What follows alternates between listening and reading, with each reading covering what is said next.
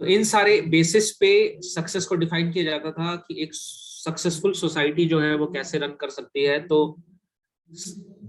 इन चीजों को बहुत महत्व दिया गया। But later on in 90s 1990s 1920 1930 से बेसिकली ट्रेंड चेंज होना शुरू हुआ। और उसके बाद जो मोस्टली जो सक्सेस पे बुक्स आते थे उनमें इन बातों को छोड़ के how to present yourself nicely, how to be manipulative, how to influence others by different body gestures. Gesture का भी ट्रेनिंग होता है, जेस्चर का भी ट्रेनिंग होता है जिसमें बताते हैं कि अगर आप किसी को बोलेंगे you you you from here you can sit there, तो ये जेस्चर बहुत ही ऑप्रेसिव जेस्चर लगता है। या तो अगर हम ऐसे रखेंगे यू है यू, तो ये जेस्चर किसी को अच्छा नहीं लगता है और देंगे तो हमारे प्रति एक नेगेटिव इमेज बनता है लोगों का। लेकिन अगर इसी हाथ को उल्टा कर दिया जाए, can you please sit, can you please change your seat from that place to this place, तो ये हाथ को हमने ऐसे की जगह ऐसा कर दिया तो पूरा जेस्चर ही चेंज हो जाता है और पूरा आपका इंप्रेशन चेंज हो जाता है। सो इन सारे बातों पे बहुत महत्व दिया जाने लगा। इसके कारण क्या हुआ कि एथिक्स एंड मोरालिटी हो गया, जो डिफरेंट फील्ड से वो धीरे धीरे साइड हटने लगा और ज्यादा जो बाहरी आवरण है या बाहरी जो एक दिखावा है उस पे फोकस ज्यादा हो गया rather than जो इनर वैल्यूज पे। सो रूट्स को भूलने लगे और केवल स्किल्स को ध्यान में रखने लगे। जैसे कि आप पीछे के इसमें देख भी रहे हैं, जो पीछे एक फोटो है उसमें आपको दिख रहा होगा कि मास्क कुछ और लगा हुआ है और अंदर चेहरा कुछ और है। तो इससे सोसाइटी बहुत मैकेनिकल बनने लगा, रोबोटिक एंड मैकेनिकल। अब इसका कारण भी क्या था ये भी हम चर्चा करेंगे कि वाई वैल्यूज को लोग छोड़ने लगे और स्किल्स पे ज्यादा ध्यान देने लगे, या एक्सटर्नल जो मैनिपुलेटिव टेक्निक्स है उस पे ध्यान देने लगे। तो जैसे कि हम मॉल में जाते हैं, आप मतलब कोई अगर जाते हो, तो मैं तो नहीं जाता, बट कोई अगर मॉल में जाते हो या किसी शॉप में जाते हैं तो वहां पे yes sir please come in, what would you like to have. पहले आपसे नहीं, कई बार मैंने देखा ऐसे, वृंदावन में लोही बाजार में मैंने देखा मॉल में, तो या पहले जब जाता था तो जब तक आप बहुत सारा शॉपिंग नहीं करेंगे तब तक वो कुछ पूछेंगे नहीं। जहां आपने कुछ शॉपिंग वगैरह कर लिया, sir what would you like to have, cold drink, lassi, जो भी करके, तो उनका जो बिहेवियर हमारे प्रति होता है, अच्छा बिहेवियर, जेस्चर दिखाना शुरू करते हैं, thank you very much sir, please come again, yes yes. वो कब उनका ये सब जेस्चर बाहर निखर के आता है जब आपने उनका कुछ फायदा करा दिया। They don't care for you, they don't have any connection with you as long as we don't satisfy their parameters कि आए हो तो बाजार शॉप से कुछ लेके जाना होगा। और अगर हम बहुत सारा निकलवा दे सामान और उसके बाद फिर अगर हम उन सामानों को न खरीदें तो फिर वो भला बुरा भी कहते हैं, अरे नहीं लेना था तो आए क्यों। कई बार फ्रस्ट्रेट हो जाते हैं, कई बार होता है सुबह से शाम तक कुछ बिका नहीं होता है तो फ्रस्ट्रेट हो जाते हैं। तो कोई भी ग्राहक अगर अगला कोई आता है और वो नहीं कुछ खरीदता है तो फ्रस्ट्रेशन उसमें निकालते हैं। तो इसको कहते हैं personality ethics. But character ethics is beyond external personality ethics and it is based on very important knowledge कि how to look and how to be and why to be like that। हमें हमारे अंदर integrity क्यों होना चाहिए, हमारे अंदर honesty क्यों होना चाहिए, हमारे अंदर सिंपैथी क्यों होना चाहिए, एम्पैथी क्यों होना चाहिए, हमारे अंदर फॉरगिवनेस क्यों होना चाहिए, टॉलरेंस क्यों होना चाहिए, उसका आधार क्या है, ये बहुत महत्वपूर्ण है। अगर इस आधार को हम हटा देंगे तो नीड खत्म हो जाएगा। Everything is need driven, at least on a basic level everything is need driven. इस संसार में हम कोई भी टास्क टेकअप करते हैं, it is need driven at least on the basic level. Different levels are there, need driven भी है and on top most level पे लव ड्रिवन भी है। बट इस संसार में, एटलीस्ट इस संसार की हम बात करें, so love is also, we say love, but most of the relationship is also need driven। most of the relationship is also need driven, not love driven, except few maybe, like maybe parents love their children not out of need basically, at least in the prior times, but now also when they need, जब उनको जरूरत होती है तो बच्चे को जन्म देते हैं, जरूरत नहीं होती है तो एबॉर्शन कर देते हैं। सो ये तो आज की सोसाइटी का हाल है। तो बेसिक लेवल पे हमको नीड को समझना बहुत आवश्यक है कि पर्सनालिटी एथिक्स को छोड़ के हम कैरेक्टर एथिक्स पे क्यों फोकस करें, ये बहुत इंपॉर्टेंट है। कॉन्सिक्वेंसेस क्या होते हैं अगर हम पर्सनालिटी एथिक्स को फॉलो कर रहे हैं तो क्या कॉन्सिक्वेंसेस होते हैं, अगर हम कैरेक्टर एथिक्स को फॉलो कर रहे हैं तो क्या कॉन्सिक्वेंसेस होते हैं। Means the way I'm saying is, I'm not taking it as a very strict sense a class or some kind of seminar. I'm just trying to be like in a general discussion mood, in a layman terms. I'm trying to just say things. तो जैसा मैंने क्योंकि कहा कि मैं ये नहीं सोच रहा हूँ कि मैं बहुत सुपीरियर हूँ और आप लोग कुछ इंफीरियर मेरे सामने बैठे हैं और मैं बहुत आपको ज्ञान देने के लिए आया हूँ। I am just trying to share what I have realized, observed and learned, और मे बी उसमें आपको कुछ बातें सही लगे, कुछ हो सकता है सही नहीं भी लगे, तो आप भी शेयर कर सकते हैं। You can put through your thoughts on whatever I have said. It has helped me, whatever I'm saying, it has helped me, so I'm just trying to share. तो जैसे जब मैं भी जॉब करता था तो मैं आईटी कंपनी में था, तो मेरा काम क्या था, काम तो अच्छा करता ही था ऑफ कोर्स, जो मुझे टास्क मिलता था, साथ में इधर का उधर करना, मैनेजमेंट को इन्फ्लुएंस करना कि इसको इस प्रोजेक्ट पे रख लीजिए, उसको उस प्रोजेक्ट पे रख लीजिए, ऐसे कर लीजिए, इसको प्रोजेक्ट मैनेजर बनने दीजिए, अरे ये बेकार है, ये काम ठीक से नहीं करता है, हाँ ये बहुत अच्छा है, इस प्रकार से मैनिपुलेट करना, चीजों को करना। तो क्योंकि वही था कि सर्वाइवल ऑफ द फिटेस्ट, जो जीता वही सिकंदर, ये सारे फिलॉसफी पे जीवन चल रहा था। एंड जो पकड़ा गया जो चोर है, जो पकड़ा गया वो चोर है, जो बच गया वो सयाना है, ये सारे फिलॉसफी पे ही जीवन चल रहा था कि ठीक है, अगर मैं किसी का पैर भी खींच रहा हूँ, किसी का बुराई कर रहा हूँ, मैनिपुलेट कर रहा हूँ चीजों को, और किसी का बुराई करने का प्रयास कर रहा हूँ, it's all part of the game. ये जो लाइफ नामक गेम है, इसका ये पार्ट है। मुझे अगर ऊंचाइयों तक पहुंचना है, मुझे अगर लाइफ में सक्सेस प्राप्त करना है, तो मुझे ये सब तो करना ही पड़ेगा, क्यों ना करूं मैं। Everyone is doing this. Consequences क्या है? कोई कॉन्सिक्वेंसेस नहीं, अच्छे कॉन्सिक्वेंसेस है। मैं धीरे धीरे करके ऐसे ही ऊपर पहुंच जाऊंगा, मेरी सैलरी बढ़ जाएगी, मुझे पोस्ट पोजीशन बढ़ जाएगा, मेरा रिस्पेक्ट बढ़ जाएगा, ये सब करके मुझे सक्सेस ही तो मिल रहा है, तो क्या प्रॉब्लम है ये सब करने में। एंड वही व्यक्ति जब सामने आए, जिसका मैं बुराई कर रहा हूँ, जिसका पैर खींच रहा हूँ, जिसका मैनेजमेंट से शिकायत कर रहा हूँ, मैनेजमेंट को अगर मेरे ऊपर ट्रस्ट है, अच्छा काम करता था तो ट्रस्ट था मैनेजमेंट का, मुझसे पूछते थे क्या किया जाए, इसका क्या किया जाए, उसका क्या किया जाए। तो वही व्यक्ति जब सामने मिलता था तो एकदम अच्छे से बात करना, और नहीं नहीं तुम बहुत अच्छा कर रहे हो, और तो सामने एकदम दूसरा चेहरा, पीठ पीछे दूसरा चेहरा। सो और मुझे यही था कि क्या है, ये तो लाइफ ऐसा ही है, कोई कॉन्सिक्वेंसेस इसका है नहीं, अच्छा ही कॉन्सिक्वेंसेस है। But sometime it used to come back to me also। मेरे साथ भी ऐसा होता था और मुझे उस समय बहुत खराब लगता था। हुआ मेरे साथ भी एक बार, एक दो बार सिचुएशंस, एक दो बार नहीं कई बार हुए, जॉब में होता ही है, आप लोग जो लोग जॉब जाते होंगे पता होगा।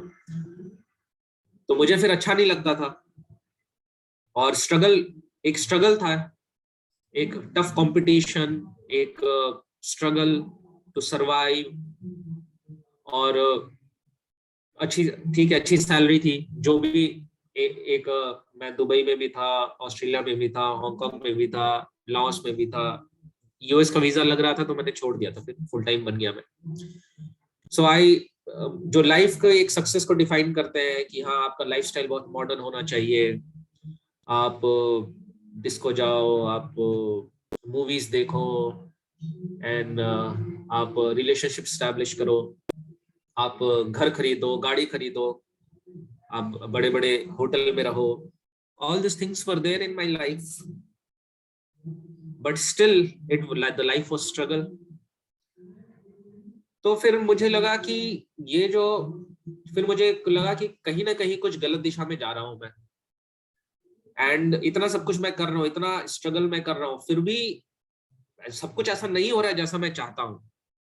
आई am not the ultimate controller, और because I am not the ultimate controller, but still I am attached to so many things, and I am attached to my dreams, my material dreams, and those dreams are getting bigger and bigger.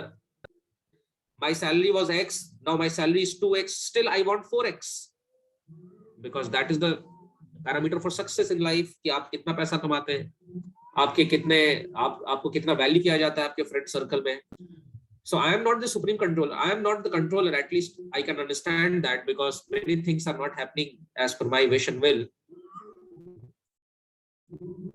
And because of my attachment to my dreams, which is becoming bigger and bigger, and my attachment to different things, struggle बहुत हो रहा है, बहुत struggle हो रहा है, और मन को शांति नहीं मिल रही उस struggle के कारण. तो क्या यही एक रास्ता है लाइफ का? Is this the only way to live the life जैसे सब लोग जी रहे हैं?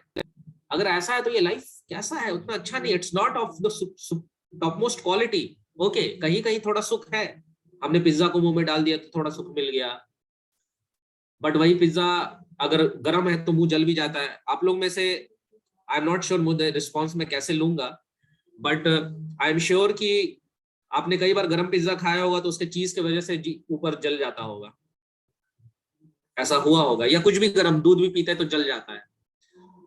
So I thought कि we think that something is pure happiness, but if we observe in detail, if we do the detailed analysis, वो pizza में मुंह जल गया, and we are just adjusting, हम उस पर ध्यान नहीं दे रहे हैं, लेकिन मुंह तो जल ही गया. ऐसे ही ठंडा पी लो गला खराब, कुछ तीखा खा लो तो एसिडिटी. So ये सब को भी एनालाइज किया मैंने, तो मैंने देखा कि लाइफ का क्वालिटी है क्या, ये ऐसा क्या इतना इंफीरियर क्वालिटी का लाइफ जीने के लिए हम बस एडजस्ट कर रहे हैं, जस्ट सोच के कि this is part of life.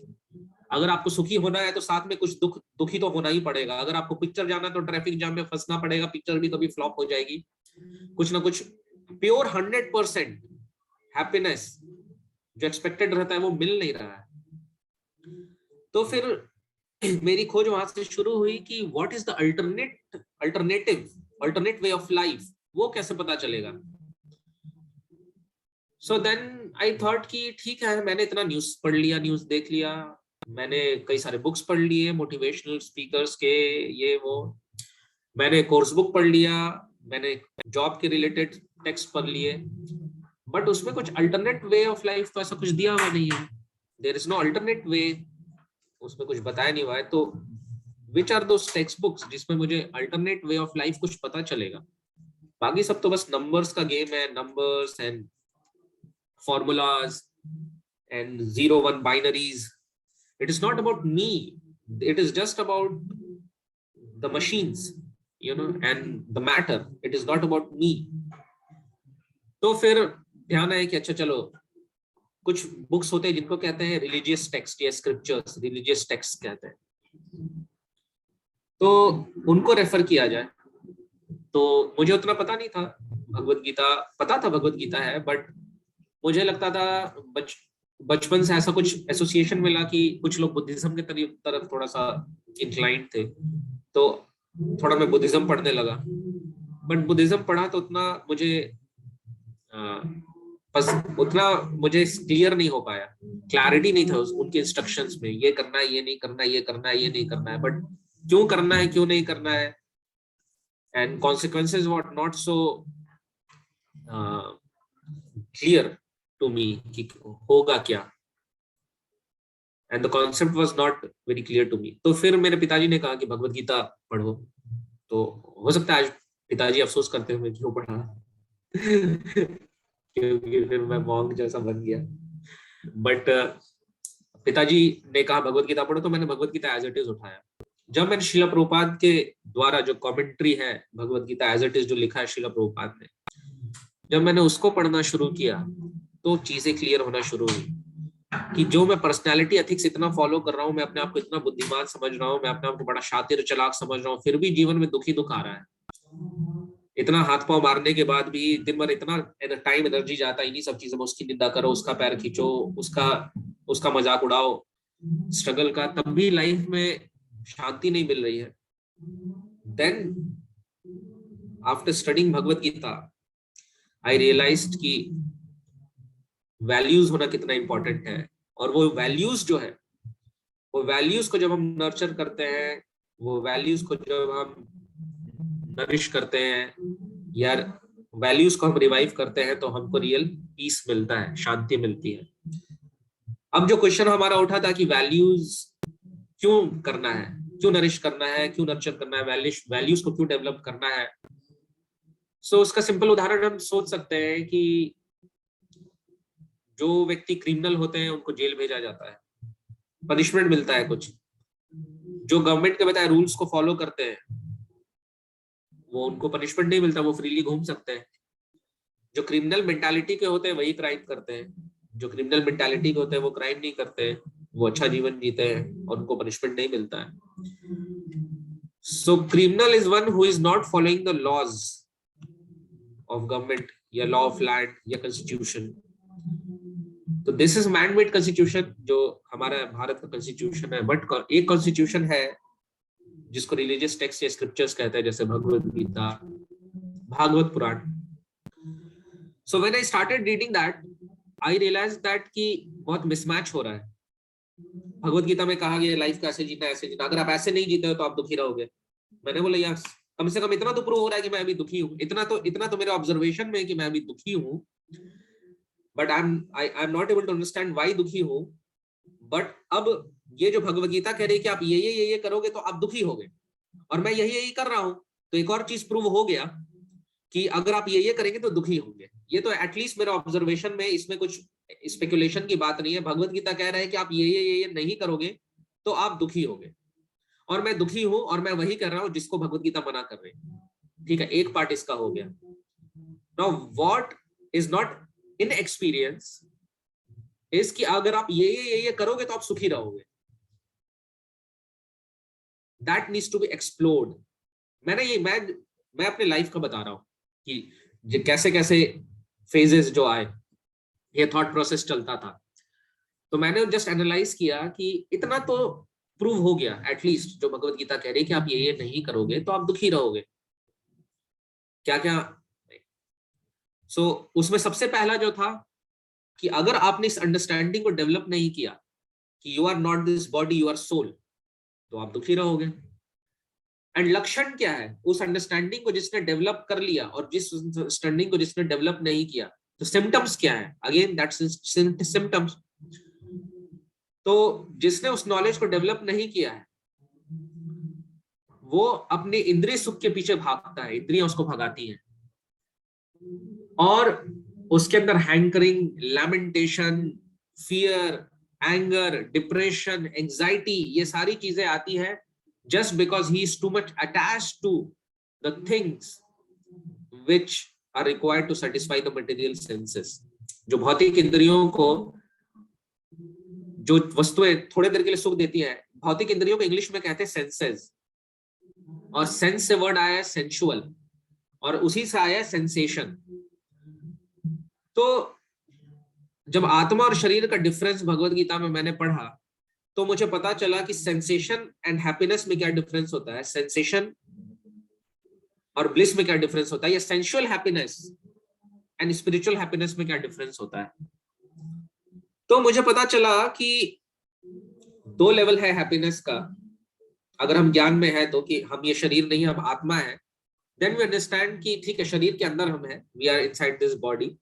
तो शरीर के लेवल का एक हैप्पीनेस है जो कि जब सेंसेस जो है, जो सेंस ऑब्जेक्ट के कांटेक्ट में आते हैं तो एक हैप्पीनेस प्रदान करते हैं, और वो भी particular sense object particular sense के कांटेक्ट में आते हैं। जैसे अगर जीभ के कांटेक्ट में रसगुल्ला है तो थोड़ी देर के लिए एक आनंद मिलता है। कितने देर के लिए? थोड़ी देर के लिए। जीभ से जैसे ही रसगुल्ला नीचे गया तो फिर वो स्वाद खत्म है। ठीक है, हम बोलेंगे कि भाई हम स्वाद बना के रखेंगे, हम रसगुल्ला हम रसगुल्ला को मुंह में डाल ही रहेंगे, एक रसगुल्ला जैसे अंदर जाएगा दूसरा डाल लेंगे, तीसरा डाल लेंगे, चौथा डाल लेंगे, कितना डाल पाएंगे? एक समय ऐसा आएगा कि फिर रसगुल्ला वापस मुंह से बाहर आने लग जाएगा। तो कितना हम इंजॉय कर सकते हैं? उसी तरह आंखों का, हम आंखों के लिए सिनेमाज हो गए, डिफरेंट सीन सीनरीज हो गए, लेकिन कितना हम मूवी देख सकते हैं, कितना हम सीन सीनरी देख सकते हैं? तो मटेरियल प्लेटफॉर्म पे अगर हम अपने आप को, एक हैप्पीनेस है जिसको कहते हैं flickering happiness, very flickering happiness, क्योंकि हमारे सेंसेस जो है वो भी धीरे धीरे डिटोरिएट होते जाते हैं। आंखों से दिखाई देना बंद हो जाता है, कान से सुनाई देना बंद हो जाता है, जीभ में स्वाद आना बंद हो जाता है, डाइजेशन खराब हो जाता है, उम्र जैसे जैसे बढ़ती है, या कोई बीमारी अगर हो जाए तो, जॉन्डिस हो जाए तो। सो बहुत सारे हिंड्रेंस हैं। अगर मतलब मैं उतना लिस्ट निकाल के अभी नहीं बताऊंगा, लिस्ट निकालेंगे तो हजारों बुलेट पॉइंट्स हो जाएंगे, एक एक अगर डिटेल में जाऊंगा कि क्या क्या तकलीफ है पूरे शरीर में। प्रैक्टिकली हर बॉडी पार्ट में कैंसर हो सकता है, और we all are prone to it. भगवान न करे हो, आई प्रे टू गॉड कि आप में से किसी को ना हो, आपका जीवन सुखी रहे, but on a reality level आए दिन कभी, अभी डिटेल में जाएंगे, कभी पलक आंख में टूट के गिर जाता है तो चुभने लग जाता है। तो अगर हम अपने बॉडी पे मेडिटेट करेंगे एक समय बैठ के थोड़ा 2 मिनट के लिए, तो टो से लेके हेड तक में आपको कितने प्रॉब्लम्स पता चल जाएंगे। तो हमारा लाइफ प्योर ब्लिस का तो हुआ नहीं। तो इंद्रियों के प्लेटफॉर्म पे जो सुख प्राप्त होता है वो सेंसेशन, सेंसुअल सुख प्राप्त होता है, वो सेंसेशन की इरेडिकेशन से प्राप्त होता है। हमको जैसे खुजली होती है, अगर कोई मच्छर काटा खुजली हुई तो उस खुजलाने में बड़ा आनंद आता है, आनंद आता ही आप लोग सबने अनुभव किया होगा। तो ये आनंद लेकिन थोड़ी देर में चला भी जाता है, क्योंकि आप जैसे ही खुजली छोड़ते हैं फिर से खुजली आ गया। तो इसका मतलब ये है कि अगर हमें आनंद प्राप्त करना है सेंसुअल लेवल पे, तो पहले खुजली होना आवश्यक है। और उस खुजली को जब हमने किया तो आनंद थोड़ा सा प्राप्त हुआ, लेकिन जैसे ही छोड़ा फिर से खुजली होने लगी, फिर से दुखी हो गए। तो दुखी हुए, एक खुजली के एग्जांपल से मैं दे रहा हूं, खुजली से दुखी हुए, खुजलाया तो सुखी हुए, जैसे ही खुजली छोड़ा तो दुखी हो गए, फिर खुजलाया तो फिर सुखी हो गए, फिर छोड़ा तो फिर दुखी हो गए। लेकिन एट द एंड खुजलाते खुजलाते क्या होगा, परमानेंटली दुखी हो जाएंगे, क्योंकि खून निकलने लगेगा। तो स्टार्ट दुख से हुआ, और अगर उसको हमने सॉल्यूशन खुजली निकाला, मतलब सेटिस्फाइंग द खुजली, तो वो अंत किस में होता है? दुख में। सुख नहीं, सुख में अंत नहीं होता है, हमेशा दुख में ही अंत होता है। लेकिन अगर आपने देखा होगा कि अगर आपने खुजली को टॉलरेट कर लिया तो खुजली सबसाइड कर जाती है। तो मटेरियल सेंस एंजॉयमेंट का ये नेचर है कि अगर आपने उस सेंसेशन को एंजॉयमेंट का रूप दे दिया तो आखिर में दुखी दुख होगा और कुछ नहीं होगा। लेकिन अगर उस सेंसेशन को आपने एंजॉयमेंट का रूप नहीं दिया और उसको टॉलरेट किया, नोइंग इट्स नेचर, तो आप सुखी हो जाएंगे थोड़ी देर में खुजली अपने आप ही शांत हो जाएगी। अगर किसी ने ये ट्राई नहीं किया है तो करके देख सकते हैं ट्राई। मैंने किया है, भगवत गीता पढ़ने से पहले नहीं करता था, बट उसके बाद ट्राई किया इसको भी, कि ठीक है इसको भी ट्राई कर लेते हैं। But spiritual happiness is totally different, opposite. Spiritual sensation जो है वो आप जितना सेटिस्फाई करेंगे उतना आनंद देते जाएगा और आनंद देते जाएगा। कभी ऐसा नहीं कि कभी छिल जाएगा और खून बहने लगेगा, तकलीफ देगा। अगर भगवान के विषय में सुनने की इच्छा किसी की हुई तो जैसे ही उसने भगवान के विषय में सुना तो बड़ा आनंद आया, और भगवान के विषय में सुनने की इच्छा बढ़ गई, और सुना और आनंद आया। आनंद की कोई सीमा ही नहीं रह जाती। ऐसा नहीं होता है कि सुनते सुनते अचानक कान फट जाता है। हाँ, ऑफ कोर्स मटेरियल लेवल पे अगर हम 150 डेसिबल पे सुनने लगेंगे तो वो अलग बात है, बहुत हाई साउंड पे। बट स्पिरिचुअल टर्म्स में भगवान की कथा सुन सुन के ऐसा नहीं कि कान पक जाता है, और आनंद में बढ़ोतरी होते जाती है, बढ़ोतरी होते जाती है अगर हम भगवान के विषय में सुनते हैं तो, या कुछ अच्छे टॉपिक सुनते हैं तो। सो जब भगवत गीता मैंने पढ़ा तो एटलीस्ट बेसिक लेवल पे मुझे समझ में आया, फर्स्ट पॉइंट जो मैंने कहा था कि मैं जो कर रहा हूं वो करके मैं दुखी हो रहा हूं, और भगवत गीता में भी वही लिखा है कि ये करके आप दुखी होंगे, और मैं ये इसलिए कर रहा हूं क्योंकि मैं अपने आप को ये शरीर समझ रहा हूं, और जीवन का लक्ष्य मैंने बना लिया है कि शरीर को और सेंसेशन को संतुष्ट करो। सेंसेशन को टॉलरेट मत करो, सेंसेशन को संतुष्ट करो।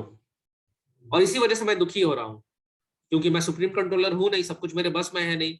सेंसेशन के डिमांड्स तो बहुत रहेंगे। जैसे बच्चा होता है ना, बच्चा क्यों रोता है? बच्चा घर का मालिक नहीं होता है, बच्चे के डिमांड्स बहुत होते हैं, लेकिन सारे डिमांड्स फुलफिल होते हैं क्या? नहीं होते हैं। कई बार माता पिता चॉकलेट नहीं देंगे, टॉफी नहीं खिलाएंगे, तो हम भी तो बच्चा दुखी हो जाता है क्योंकि उसके सारे डिमांड्स फुलफिल नहीं हो रहे हैं, तो वो फिर वो रोता है। उसी प्रकार से हमारे सेंसेस के डिमांड्स तो कई होते हैं और सारे डिमांड्स फुलफिल नहीं होते हैं, तो ठीक है हम बड़े हो गए तो हम रोते तो नहीं है, लेकिन फ्रस्ट्रेट होते हैं। तो ये तीसरा पॉइंट था। और फिर चौथा पॉइंट ये था, जो एक एक्सप्लोरेशन का फील्ड था, कि अगर मैं भगवत गीता को फॉलो करूंगा तो मैं सुखी होऊंगा, तो अब उसको ट्राई करना है। इस समय मैं दुबई में था जब ये सब सारा हुआ, तो फिर मैंने Bhagavad Gita as it is पढ़ना शुरू किया। और सबसे पहला जो मैंने ट्राई किया था, जो भगवत गीता में से है, वो है हरे कृष्ण महामंत्र। मैं अकेले था गेस्ट हाउस में, मैं ऑफिस से थोड़ा जल्दी आ गया था, परेशान था because of so many reasons, थोड़ा सा ऐसे डिप्रेस था, क्योंकि अटैचमेंट हो जाता है ना, आपको कई चीजों से अटैचमेंट हो जाता है, और उसके साथ फियर भी उसके साथ रहता ही है, क्योंकि हमें नहीं पता कि वो वस्तु कब तक हमारे साथ है या नहीं है। व्हाटएवर वस्तु हो गया, व्यक्ति हो गया, परिस्थितियां हो गई। तो जब मैंने हरे कृष्ण महामंत्र को चैंट किया तो मुझे बहुत आनंद आया और इतना रिलीफ मिला, इतना अच्छा लगा मुझे। वहीं पे at that moment, at that second मेरे लिए वो प्रूव हो चुका था कि there is something in it. और उसके बाद मैं दिन भर, उस समय मैं इस्कॉन के कांटेक्ट में नहीं आया था, लेकिन मैं जब मौका मिलता था हरे कृष्ण महामंत्र सुनते रहता था, गाते रहता था, सुनते रहता था, गाते रहता था। It was like ICU, intensive care unit, क्योंकि उस समय मेंटल स्थिति बहुत बेकार हो गई थी because of all those hankerings and attachments. लेकिन उससे मुझे इतना रिलीफ मिला, तो मुझे प्रूव हो गया कि यस, जो भगवत गीता में लिखा है, अगर ये बात इतना इफेक्ट कर रही है तो बाकी बातें भी इफेक्ट करेंगी। तो फिर भगवत गीता इज ऑल अबाउट, या scriptures is all about developing values, good qualities.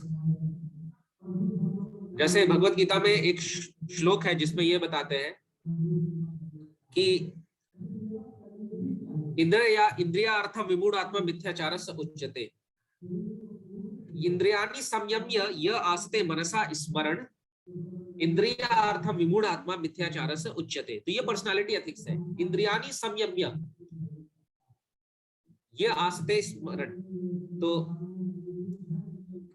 कहा गया भगवत गीता में कि कोई बाहर से हो सकता है कि अपने सेंसेस को कंट्रोल करने का दिखावा कर रहा हो, बट अगर अंदर ही अंदर वो सेंस ऑब्जेक्ट्स पे मेडिटेट कर रहा है, उसको एंजॉय करने की टेंडेंसी से, तो फिर मिथ्याचार, उसको प्रिटेंडर कहते हैं, उसको डिसीटफुल कहते हैं, उसको हिपोक्रेट कहते हैं।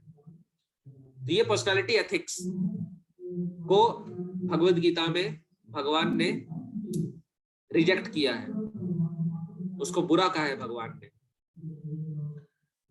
लेकिन भगवान फोकस करते हैं कि आप अपने अंदर नोबल क्वालिटीज को डेवलप करें, हम सभी। और इसलिए अब ये कुछ जस्ट एक पिक्टोरियल रिप्रेजेंटेशन है पर्सनालिटी एथिक्स और कैरेक्टर एथिक्स का, जो आप देख पा रहे हैं। तो पर्सनालिटी एथिक्स हो गया attitude, personality, public image, how we want to look, इस पे फोकस ज्यादा रहता है, rather than how we want to be, इस पे फोकस हो। हमारा पब्लिक इमेज कैसा है, हमारा एटीट्यूड कैसा है, हमारा एक्सटर्नल लुक्स, पर्सनालिटी कैसा लग रहा है। क्यों? क्योंकि जो दिखता है वो बिकता है। ये मटेरियल सेंस में है, जो दिखता है वो बिकता है, बट स्पिरिचुअल सेंस में जो होता है वो बिकता है। इसमें हमें, इस दोनों में बहुत डिफरेंस है। जैसे हमने पहले कहा कि जो पकड़ा गया वो चोर है, जो बच गया वो सयाना है, but the laws of nature, उससे कोई बच नहीं पाता है।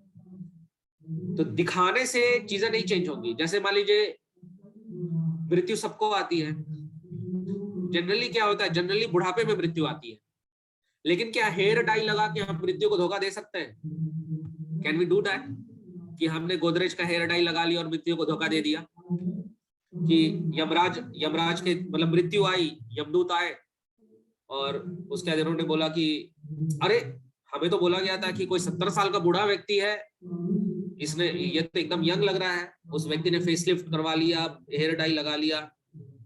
तो क्या मृत्यु धोखा खाती है? नहीं धोखा खाती है। कई बार आप जाएंगे तो शमशान घाट में बॉडी रहता है और केवल चादर से पूरा ढका रहता है, केवल सर दिख रहा होता है, कभी कभी थोड़ा सा सर दिख रहा होता है। और आप देखेंगे कि अरे बाल काला है, आप बोलेंगे अरे अरे बेचारा बहुत यंग व्यक्ति मर गया, बहुत बुरा हुआ बेचारे के साथ, कैसे इतना यंग व्यक्ति कैसे मर गया? तो उसके पड़ोस बगल में उसके रिश्तेदार बोलेंगे अरे यंग व्यक्ति नहीं है, 70 साल के थे, बाल काला किया हुआ था मरने से पहले। तो मृत्यु किसी के लिए, मृत्यु को कोई धोखा नहीं दे सकता, लॉज ऑफ नेचर को कोई धोखा नहीं दे सकता। So at least on the level of that understanding, duty या fear, consequences का fear हमें प्रेरित करता है भगवत गीता को फॉलो करने के लिए।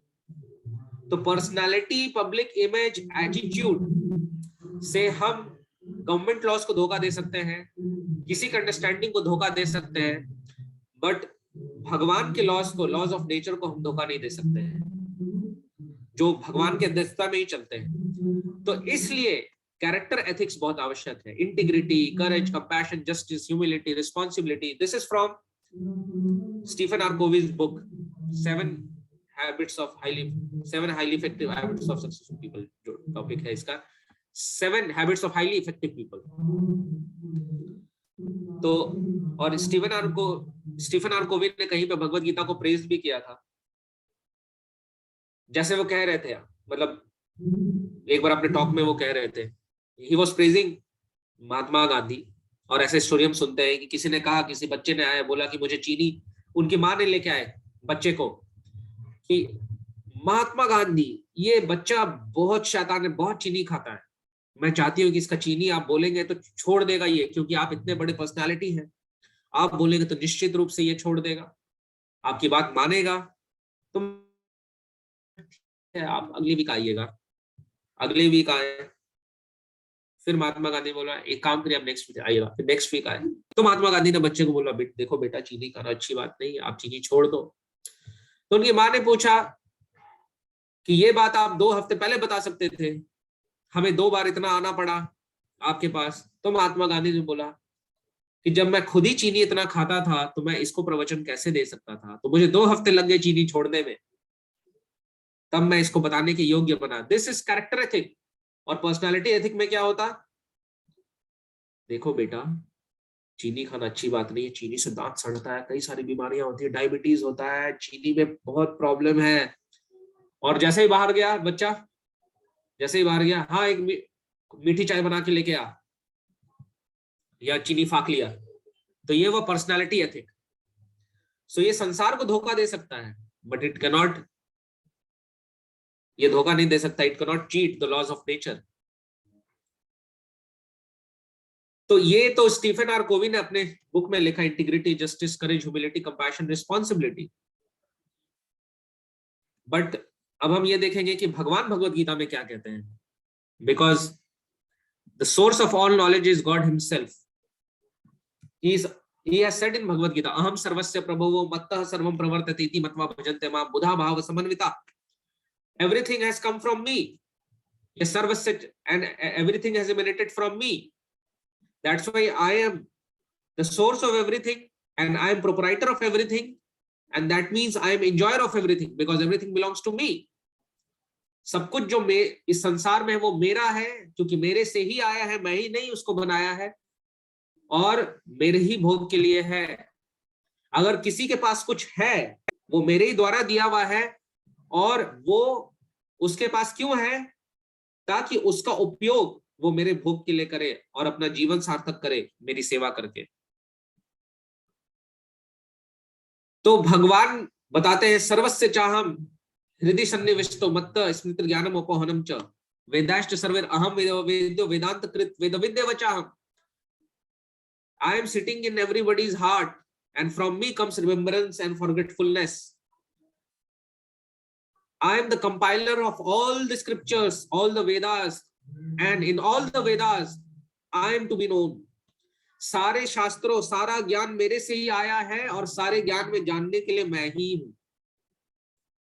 तो सारा ज्ञान भगवान से आया है, तो जो कोई कुछ भी बोल रहा हो, चाहे वो संदीप महेश्वरी बोल रहे हो, चाहे वो स्टीफन आर कोवी बोल रहे हो, जो कुछ भी अगर भगवत गीता से बाय चांस मैच कर रहा है तो वो भगवान से ही तो आया है। तो क्यों ना हम डायरेक्टली भगवत गीता को रेफर करें। आप भगवत गीता पे कोई लेक्चर दीजिए, कितना व्यूज रहेगा? May be 23,000 views, 50,000 view. लेकिन मोटिवेशनल स्पीकर्स के व्यूज कितने रहते हैं? 10 मिलियन व्यूज, 5 मिलियन व्यूज। लेकिन संसार ये नहीं समझ रहा है कि ये कुछ नहीं कर रहे हैं, दूसरे का पैसा लेके बांट रहे हैं। मान लीजिए कि कोई कोई व्यक्ति है जो दान करता है, 5-5 रुपए हर दिन बांटता है, और हम उससे हर दिन जाके 5 रुपया लेते हैं। किसी दिन हमें पता चले कि अरे ये अपना 5 रुपया थोड़ी ही दे रहा है। एक सेठ जी है जो हर दिन 50,000 रुपया बांटते हैं, जो उनके पास जाता है, ये उनसे 50,000 रुपया लेके आता है और 5 रुपया बांटता है। तो बेटर है कि हम डायरेक्टली उस सेठ जी के पास चले जाए जो 50,000 रुपया बांट रहे हैं। 5-5 रुपए वाले के पास क्यों टिके रहे? तो ऐसे ही भगवान भी सेठ जी है, जिन्होंने 18 अध्याय बांटा, 700 श्लोक बांटा। फिर उनके ही एक अवतार ने श्रीमद् भागवतम के रूप में 18,000 श्लोक बांटे, 335 अध्याय। तो जो इतना ज्ञान मिल रहा है, हम डायरेक्टली उसको रेफर करें, उसमें सारा मोटिवेशनल स्पीच है। अर्जुन के जैसा कौन मोटिवेट हो सकता है? मोटिवेशनल स्पीच ही तो था। मुझे लगता है वर्ल्ड का पहला मोटिवेशनल स्पीच था वो, जो भगवान ने भगवत गीता कहा था। ऑफ कोर्स अर्जुन से पहले सूर्यदेव को कहा था, विवस्वान को। That was first motivational speech, successful motivational speech. यहाँ तो कई बार मोटिवेशनल स्पीच देने वाले ही डिमोटिवेटेड हो जाते हैं। और प्रैक्टिकली मैं बता रहा हूँ, अमेरिका के कपल थे जो एक रेडियो शो चलाते थे, जो मोटिवेशनल टॉक पे ही बेस्ड था। कुछ दिन बाद रेडियो शो आना बंद हो गया, पता चला दोनों ने सुसाइड कर लिया। तो ये तो मोटिवेशनल स्पीकर्स का हाल है। कभी कृष्णा ने सुसाइड किया है क्या? चाह के भी नहीं कर सकते वैसे तो क्योंकि भगवान थोड़ी मर सकते हैं। बट देखिए, कभी कोई कृष्ण भक्त को आपने सुना कि फ्रस्ट्रेट होके सुसाइड कर लिया हो जीवन से? नहीं।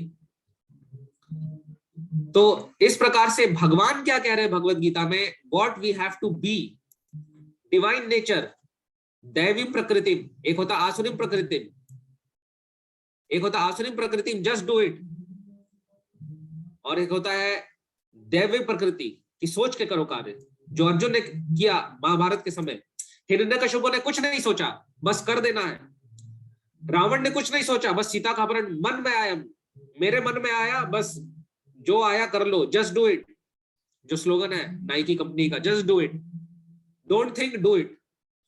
बट डिवाइन नेचर क्या होता है? Think before you do, think before you speak, think before you think. तो भगवान भगवत गीता में क्या बता रहे हैं कि क्या क्या है divine nature? Fearlessness, purification of one's existence, cultivation of spiritual knowledge, charity, self control, performance of sacrifice, study of Vedas. Fearlessness, ये कुछ चीजें जो ऐसी हैं जो बाय प्रोडक्ट है कुछ चीजों को करने से। तो फियरलेसनेस, जैसे इसमें जो करना है कार्य वो है cultivation of spiritual knowledge, self control, performance of sacrifice. Sacrifice मतलब क्या है? यज्ञ करना। और इस आज के युग में सबसे आसान यज्ञ है हरिनाम यज्ञ, मंत्र meditation, Harinam yajna. Yajna means to offer something to the lord. In a very layman's language, yajna means to offer something to the lord. And when we offer the power of speech to the lord by chanting his holy names and glorifying him, then that is the best yajna in this age. Very easy. बाकी muscles थक जाते हैं। अगर ध्यान योग करने बोला जाए तो बैठे बैठे थक जाते हैं। ज्ञान योग करने बोला जाए तो पढ़ते पढ़ते थक जाएंगे, आंखों में दर्द हो जाएगा बहुत ज्यादा पढ़ेंगे तो। लेकिन जीवा एक ऐसा मसल है जो कभी थकता नहीं। So the tongue is there to perform Harinam yajna, japa yajna. यज्ञ नाम जपोस्मि, lord Krishna himself says in Bhagavad Gita, यज्ञ नाम जपोस्मि। यज्ञों में मैं जप यज्ञ हूं। तो करना क्या क्या है इसमें, जो आपके सामने अभी स्क्रीन पे दिख रहा है, cultivation of spiritual knowledge, performance of sacrifice, study of Vedas, self control, austerity, simplicity, non violence. तो ऑस्टेरिटी करना है हमें, सिंपल लाइफ जीना है, नॉन वायलेंट होना है, ट्रुथफुल होना है, और हमको कंपैशन होना चाहिए और सारे लिविंग एंटिटीज के प्रति, फॉरगिवनेस होना चाहिए। इस तरह से इतने सारे क्वालिटीज है। ये सारे क्वालिटीज डेवलप कैसे होते हैं? ये सारे क्वालिटीज यस्यास्ति भक्तिर् भगवती किंचना सर्वार गुणास्तत्र समासते सुरा हराव भक्तस्य कुतो महद गुणात् मनो रथेन सीत धावतो बहि। तो in Srimad Bhagavatam it is said यस्यास्ति, यस्य अस्ति भक्तिर् भगवती किंचना। भगवती means unto supreme lord, bhakti means bhakti, devotional service. And where there is yasya asti, of whom, one who has unflinching devotion towards the Lord, so what is the consequences? Sarvar gunas tatra samasate sura. Sura means demigods या divine nature, जिसको अभी भी हम पढ़ रहे हैं। तो अगर हम भगवान की भक्ति करते हैं तो सर्वार गुण समासते, जितने अच्छे क्वालिटीज है, जितना यहाँ पे आपका लिखा हुआ है, ये सारा कुछ कल्टीवेट हो जाएगा। और अगर नहीं करते हैं हराव अभक्तस्य, तो हराव अभक्तस्य, जो उसके अंदर भगवान के लिए भक्ति नहीं है, वो केवल पर्सनालिटी एथिक्स दिखाएगा ऊपर से, hi, good morning, thank you, please, ये सारा ऊपर का चलेगा। और अंदर से कि अभी बताता हूं, अबे तेरी ऐसी की तैसी, ऐसा मन में चलेगा। और ऊपर से hey, hello, good morning, yeah, please, come, ये सब चलेगा। और अंदर से केवल घृणा, द्वेष, ईर्ष्या, क्रोध, यही सब रहेगा। So that's why all these qualities, भगवान कह रहे हैं कि ये डिवाइन नेचर, और भगवान को कौन प्रिय है? जो डिवाइन क्वालिटीज को नर्चर करते हैं, नरिश करते हैं अपने अंदर, वो भगवान के बहुत क्लोज होते हैं। और जो भगवान के क्लोज है, उनको क्या प्रॉब्लम है? प्रहलाद महाराज को क्या प्रॉब्लम हुआ? कुछ भी प्रॉब्लम नहीं हुआ लाइफ में। इतने तरह का कष्ट हिरण्यकशिपु ने देना चाहा, but he was not facing any problem whatsoever because of the mercy of the Lord. Next, knowledge. अभी हम पढ़ रहे हैं, may be some of us are student, तो अभी हम पढ़ाई कर रहे हैं, या हम कभी स्टूडेंट रहे हैं, तो हमने कहा कि he is a very knowledgeable person, इसको साइंस के बारे में बहुत कुछ आता है, he is very knowledgeable। अरे इसको केमिस्ट्री के बारे में बहुत कुछ आता है, he is very knowledgeable। But what is the opinion of the Lord about what is knowledge and what is not? What is ignorance? What is ignorance? Humility, pridelessness, non-violence, आप लोग भी पढ़ सकते हैं। Tolerance, simplicity, approaching long list, 18 things are there। Approaching a bona fide spiritual master, cleanliness, steadiness, self-control, renunciation of the objects of sense gratification, absence of false ego, the perception of the evil of birth and the perception of evil of birth, death, old age and disease। ये बहुत important है। जन्म, जरा, व्याधि, मृत्यु, दुख, दोषानुदर्शनम। The real problems of life are birth, death, old age, disease। जो इसको परसीव करता है कि ये रियल प्रॉब्लम्स है। Having iPhone or not having iPhone is not real problem, because it is not common to all. It is not that everybody wants iPhone, and it is not that everybody wants to, nobody can avoid it। real problem का definition है nobody wants it, it happens to everyone and nobody can avoid it। तो real problem है, मृत्यु को कोई नहीं टाल सकता, चाहे चींटी हो, हाथी को आईफोन नहीं चाहिए, लेकिन हाथी को मृत्यु भी नहीं चाहिए, और हमें भी नहीं चाहिए। It is common across all living species. तो लाइफ, ह्यूमन लाइफ का पर्पस है how to get free from birth, death, old age and disease, and the process to get free from birth, death, old age, disease, cycle of birth, death, old age, disease is knowledge, detachment, freedom from entanglement with children, wife, home and rest. अब इसको आप गलत sense में मत लीजिएगा, freedom from entanglement with children, wife, home. It is not saying freedom from children, wife, home and rest. इस subtle difference को आप समझने का प्रयास करिए, नहीं तो आप कहेंगे अरे ये क्या, ये तो अजीब बात कर रहे हैं। There is a difference between sentence which says freedom from children, wife, home, and the rest. And there is difference between this, and there is a different meaning to this sentence, freedom from entanglement with children, wife, home, and the rest. इसका अर्थ ये है कि अब हम इसको day to day life में भी follow करते हैं. मैं एग्जांपल देता हूँ. मान लीजिए आपका बच्चा बोलता है कि पिताजी मुझे नदी में जाना है. छोटा बच्चा है, नहीं मुझे भी समुद्र के अंदर जाना है. तो क्या हम बच्चे को कह देते हैं हाँ तुम समुद्र में जाओ? हम नहीं कहते हैं. हम ये नहीं सोचते अरे मेरा प्यारा बेटा ओहो इतने प्रेम से तुतली आवाज में कह रहा है कि मुझे समुद्र के अंदर जाना है, जाने देता हूँ, बेचारे की इच्छा पूरी हो जाएगी. नहीं, हम डांट के रोकते हैं. तो जब ये सेंटेंस होता फ्रीडम फ्रॉम इंटेंगलमेंट, इसका मतलब ये है कि we not go on fulfilling all the demands, कि जो भी डिमांड कर ले. नहीं, वी डिस्क्रिमिनेट कि उनके लिए अच्छा क्या और बुरा क्या है, और हम उस ज्ञान के आधार पे उनका भरण पोषण पालन करते हैं. तो हम इस सेंटेंस को इसलिए इस प्रकार से हम ठीक से समझे.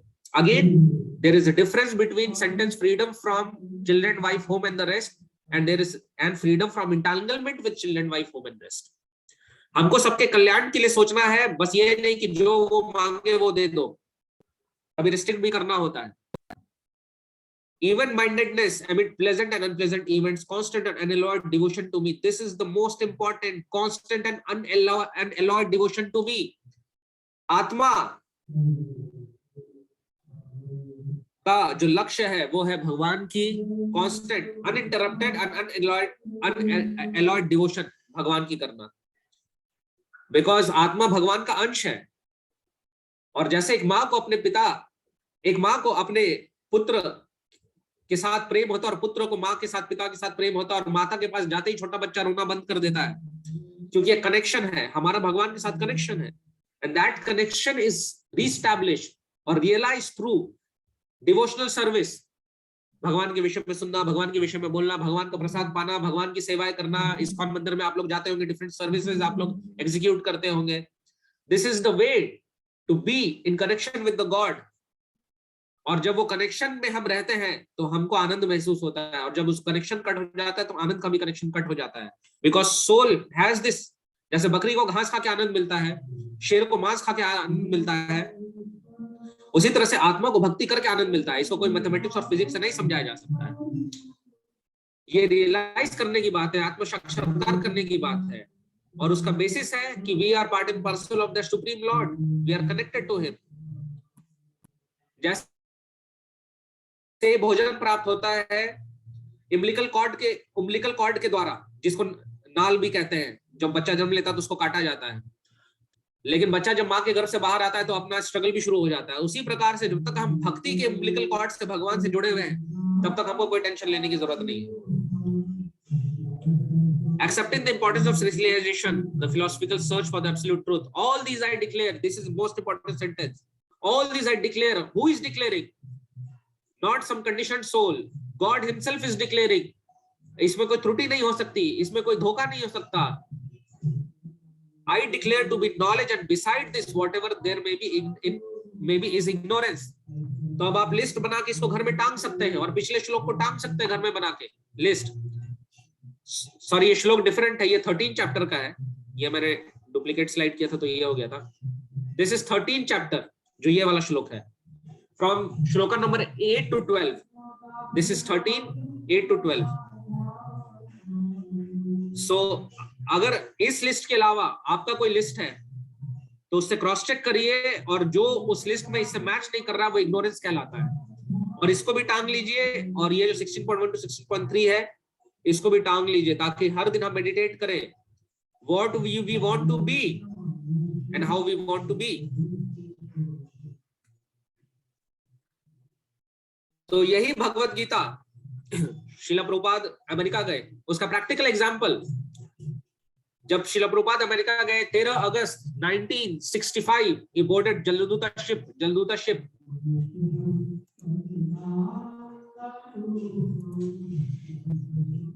Okay, someone is writing it's only 16 visible. So okay, maybe it is 16 or it is 16. So whatever 16 is there, we can apply in our life.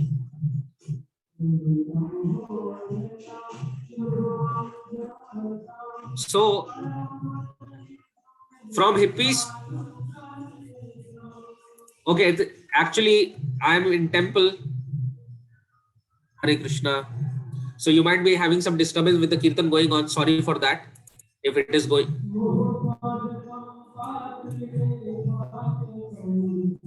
So Shila Prabhupada America गए 13 अगस्त को, वो 1965 अमेरिका गए और वहां पे उन्होंने इसी भगवत गीता का मैसेज को लेके गए.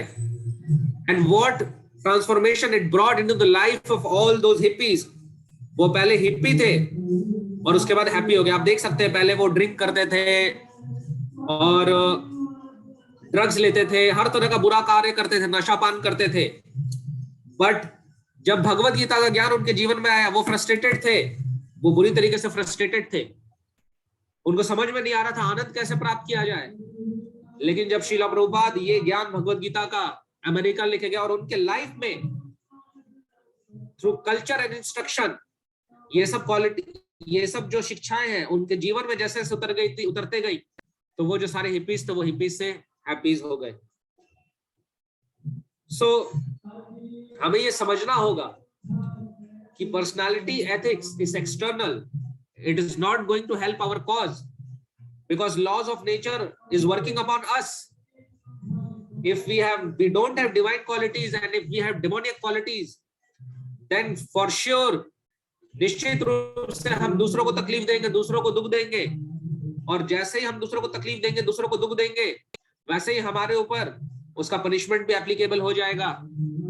और तब तक हम ये डेमोनिक क्वालिटीज अपने अंदर रखेंगे, जो भी बहुत सारे हैं, काम, लोभ, मत, मत्सर.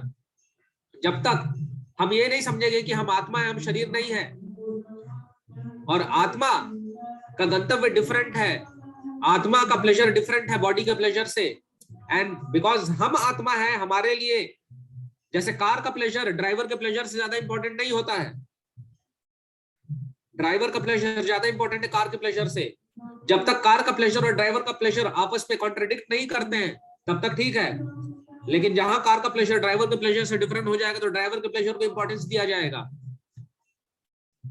पिंजड़ा अगर एक घर बनाया जाता है तो उसके अंदर रहने वाले व्यक्ति के अनुसार बनाया जाता है, उसके प्रसन्नता को ध्यान में रखते हुए.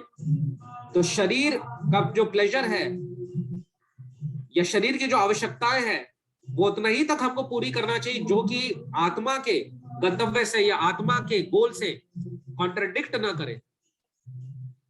आत्मा के लिए जो आनंद की बात है वो हमेशा भगवान के स्मरण में रहना है.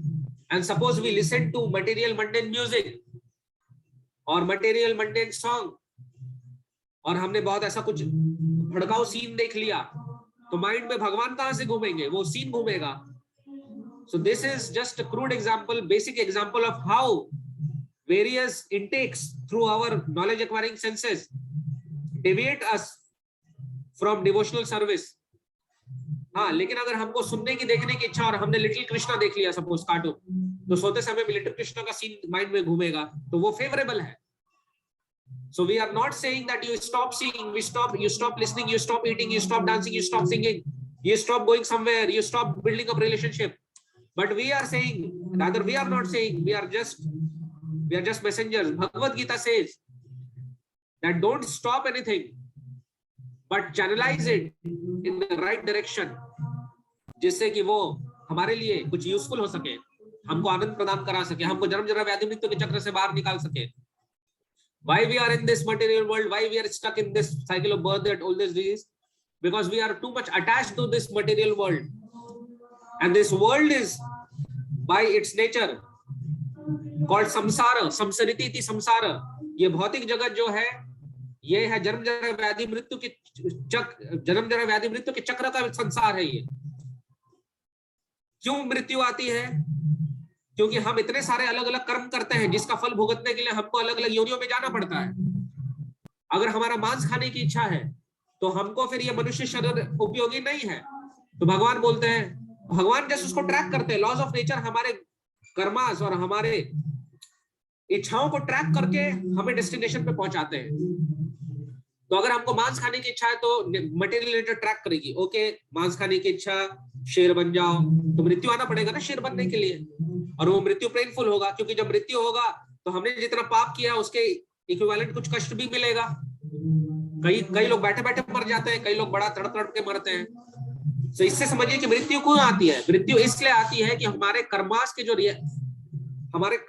के जो रिएक्शंस हैं वो वेरिएबल है, वेरिएटेड नेचर के हैं। तो उसके लिए हमको अलग अलग योनियों में जाना पड़ता है, तो उसके लिए मृत्यु आती है। अब मृत्यु है तो जन्म भी होगा ही, अब मृत्यु आना है तो बुढ़ापा होगा ही, और हमारे कर्मास के अनुसार बीमारियां भी हमें होंगी ही, क्योंकि ये जो बीमारियां हैं ये हमारे पाप कर्मों का फल होता है। तो इसलिए हम जन्म जरा व्याधि मृत्यु के चक्र में फंसे रहते हैं। लेकिन अगर हमारे इच्छाएं और हमारे कर्म कांस्टेंट हो जाए, एब्सोल्यूट प्लेटफॉर्म पे हो जाए, रिलेटिव ना रहे, जिसका कर्मफल भी ब्लिस है, जो करना भी ब्लिस है, जिसका कर्मफल भी ब्लिस है, तो फिर हम ब्लिसफुल वर्ल्ड में चले जाएंगे, जिसको कि भगवान का अपना एबोर्ड कहा जाता है, या भगवत धाम कहा जाता है, या वैकुंठ कहा जाता है, या गोइंग बैक टू गॉडेड कहा जाता है। वहां एक्टिविटीज भी ब्लिसफुल है और बियॉन्ड पाप एंड पुण्य है, और उसका रिजल्ट भी ब्लिसफुल है। तो उसमें हमको फिर चेंज करने की आवश्यकता नहीं होती है, हम कांस्टेंट हो जाते हैं, क्योंकि रिजल्ट भी कांस्टेंट है। तो ये थोड़ा टेक्निकल वे में मैंने समझाने का प्रयास किया। तो इस संसार को हमें छोड़ने के लिए, अगर हम इस भौतिक पदार्थों से आसक्त है, doing duty is different thing, but if we are attached to this material things, then we will remain in this material world. But if we will be attached to serving the Lord, serving Krishna, then we will go to the world where we can constantly serve Lord Krishna. कहा गया ना यहाँ पे constant and unalloyed devotion to me, और केवल ये जो factor है ये हमारे अंदर सारे अच्छे क्वालिटीज को डेवलप कर देता है। इवन हमको जन्म जरा birth and old age disease के साइकिल से भी फ्री कर देता है।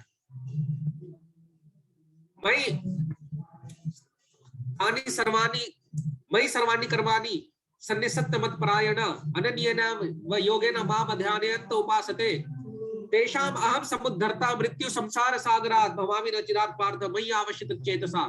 ये भगवान भगवत गीता में खुद ही कह रहे हैं, अनन्येन व योगेन माम ध्यायन्त उपासते। तो अनन्य मतलब कांस्टेंट एंड अनअलॉयड डिवोशन जो करता है, वो तेषाम अहम समुद्धर्ता मृत्यु संसार सागरा, मैं उसको जन्म जरा व्याधि मृत्यु के चक्र से लिबरेट कर देता हूं।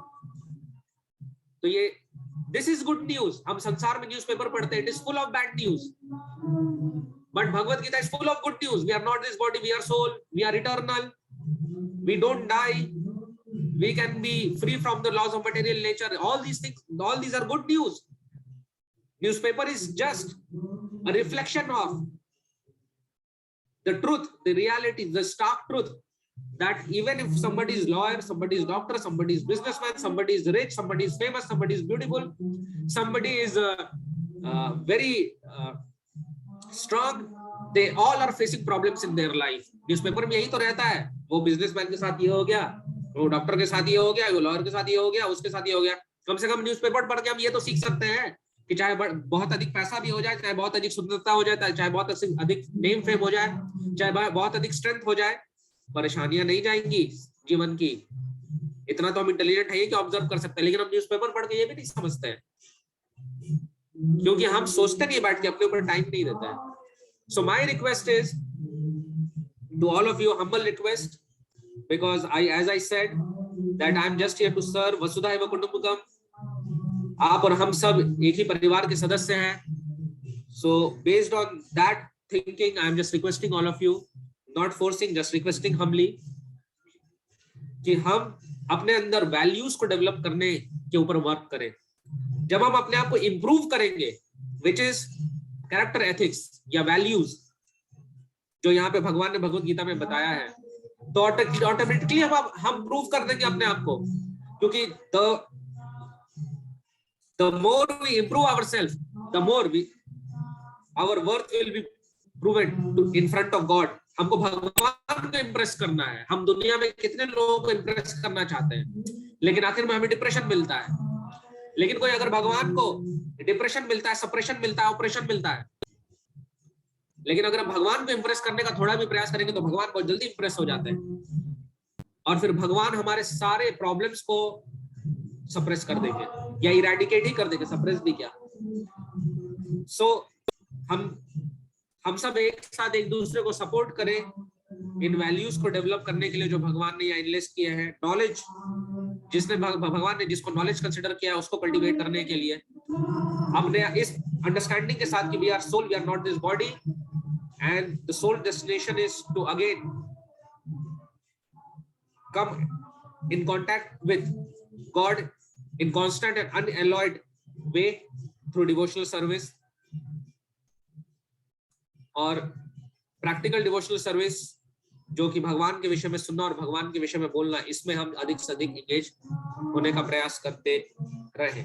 यही सारे प्रॉब्लम्स का सॉल्यूशन है, ये मैं अपने एक्सपीरियंस से बता रहा हूँ। I have tried so many things and I am just sharing with you. So मैं विराम दूंगा अब अपने इस शेयरिंग को। अगर आपका कोई प्रश्न है या कुछ कमेंट है या आपको लगता है कि मैंने कुछ गलत कहा तो आप उसको भी शेयर कर सकते हैं। Hare Krishna. Hare Krishna Prabhu ji, thank you very much for this enlightening session. काफी अच्छे से प्रभु जी ने सेल्फ रियलाइज्ड नॉलेज जो उन्होंने खुद डिफरेंट ऑर्गेनाइजेशंस में वर्क किया, डिफरेंट कंट्रीज में वर्क किया, और उसके बाद भी जब उनको लगा कि यार इसमें तो मजा नहीं आ रहा है, there is something else, then he started upon reading Bhagavad Gita, started chanting Hare Krishna Mahamantra, and then gradually he realized by himself and then he started practicing. और एक चीज अगर आप देखोगे, मतलब जितने भी हमारे सीनियर डिवोटीज हैं इस्कॉन में, they themselves have this kind of pattern, जहां पे वो खुद मटेरियलिस्टिक वर्ल्ड से फ्रस्ट्रेट हो गए थे और उन्होंने बहुत सारी चीजें एक्सप्लोर भी की। ऐसा नहीं है कि सिर्फ उन्होंने जस्ट ISKCON ज्वाइन कर लिया, they by themselves explored different things, different aspects of life, और फिर वो इस चीज को समझ पाए कि यार हमारे पास सारे पैसे भी हैं, सारी सुविधाएं भी हैं, ऑफिस में एक अच्छा पोजीशन भी है, हम ट्रैवल भी कर रहे हैं अक्रॉस वर्ल्ड, राइट, अच्छी सैलरी, गाड़ी, सब कुछ है, लेकिन फिर भी there is something which is missing, right, and then they move towards spirituality. So thank you once again Prabhu ji for sharing your wonderful wisdom with all of us and sharing the ज्ञान of Bhagavad Gita. Thank you very much. आप में से किसी का भी प्रश्न है आज के सेशन से related, I would request all of you कि आप अपना हैंड रेज कीजिए and then we will take your queries one by one. ठीक है? So जी सोल प्रभु जी, आप अपने आप को अनम्यूट कर सकते हैं एंड क्वेश्चन पूछ सकते हैं। हरे कृष्ण प्रभु जी, धन्यवाद, प्रणाम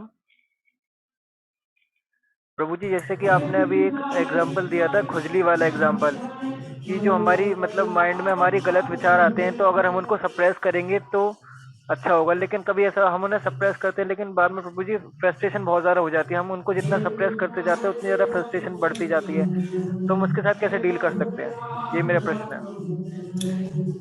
very nice question, thank you. कभी कभी कई पॉइंट्स होते हैं जो हम अनवाइंड करना सेशन में भूल जाते हैं या कहीं मिस हो जाता है, बट ऐसे इंटेलिजेंट क्वेश्चन से हमें मौका मिल जाता है दोबारा बोलने का उस पे। सो thank you very much for such wonderful question. तो एक्चुअली बिल्कुल आपने सही कहा, suppressing is not the way.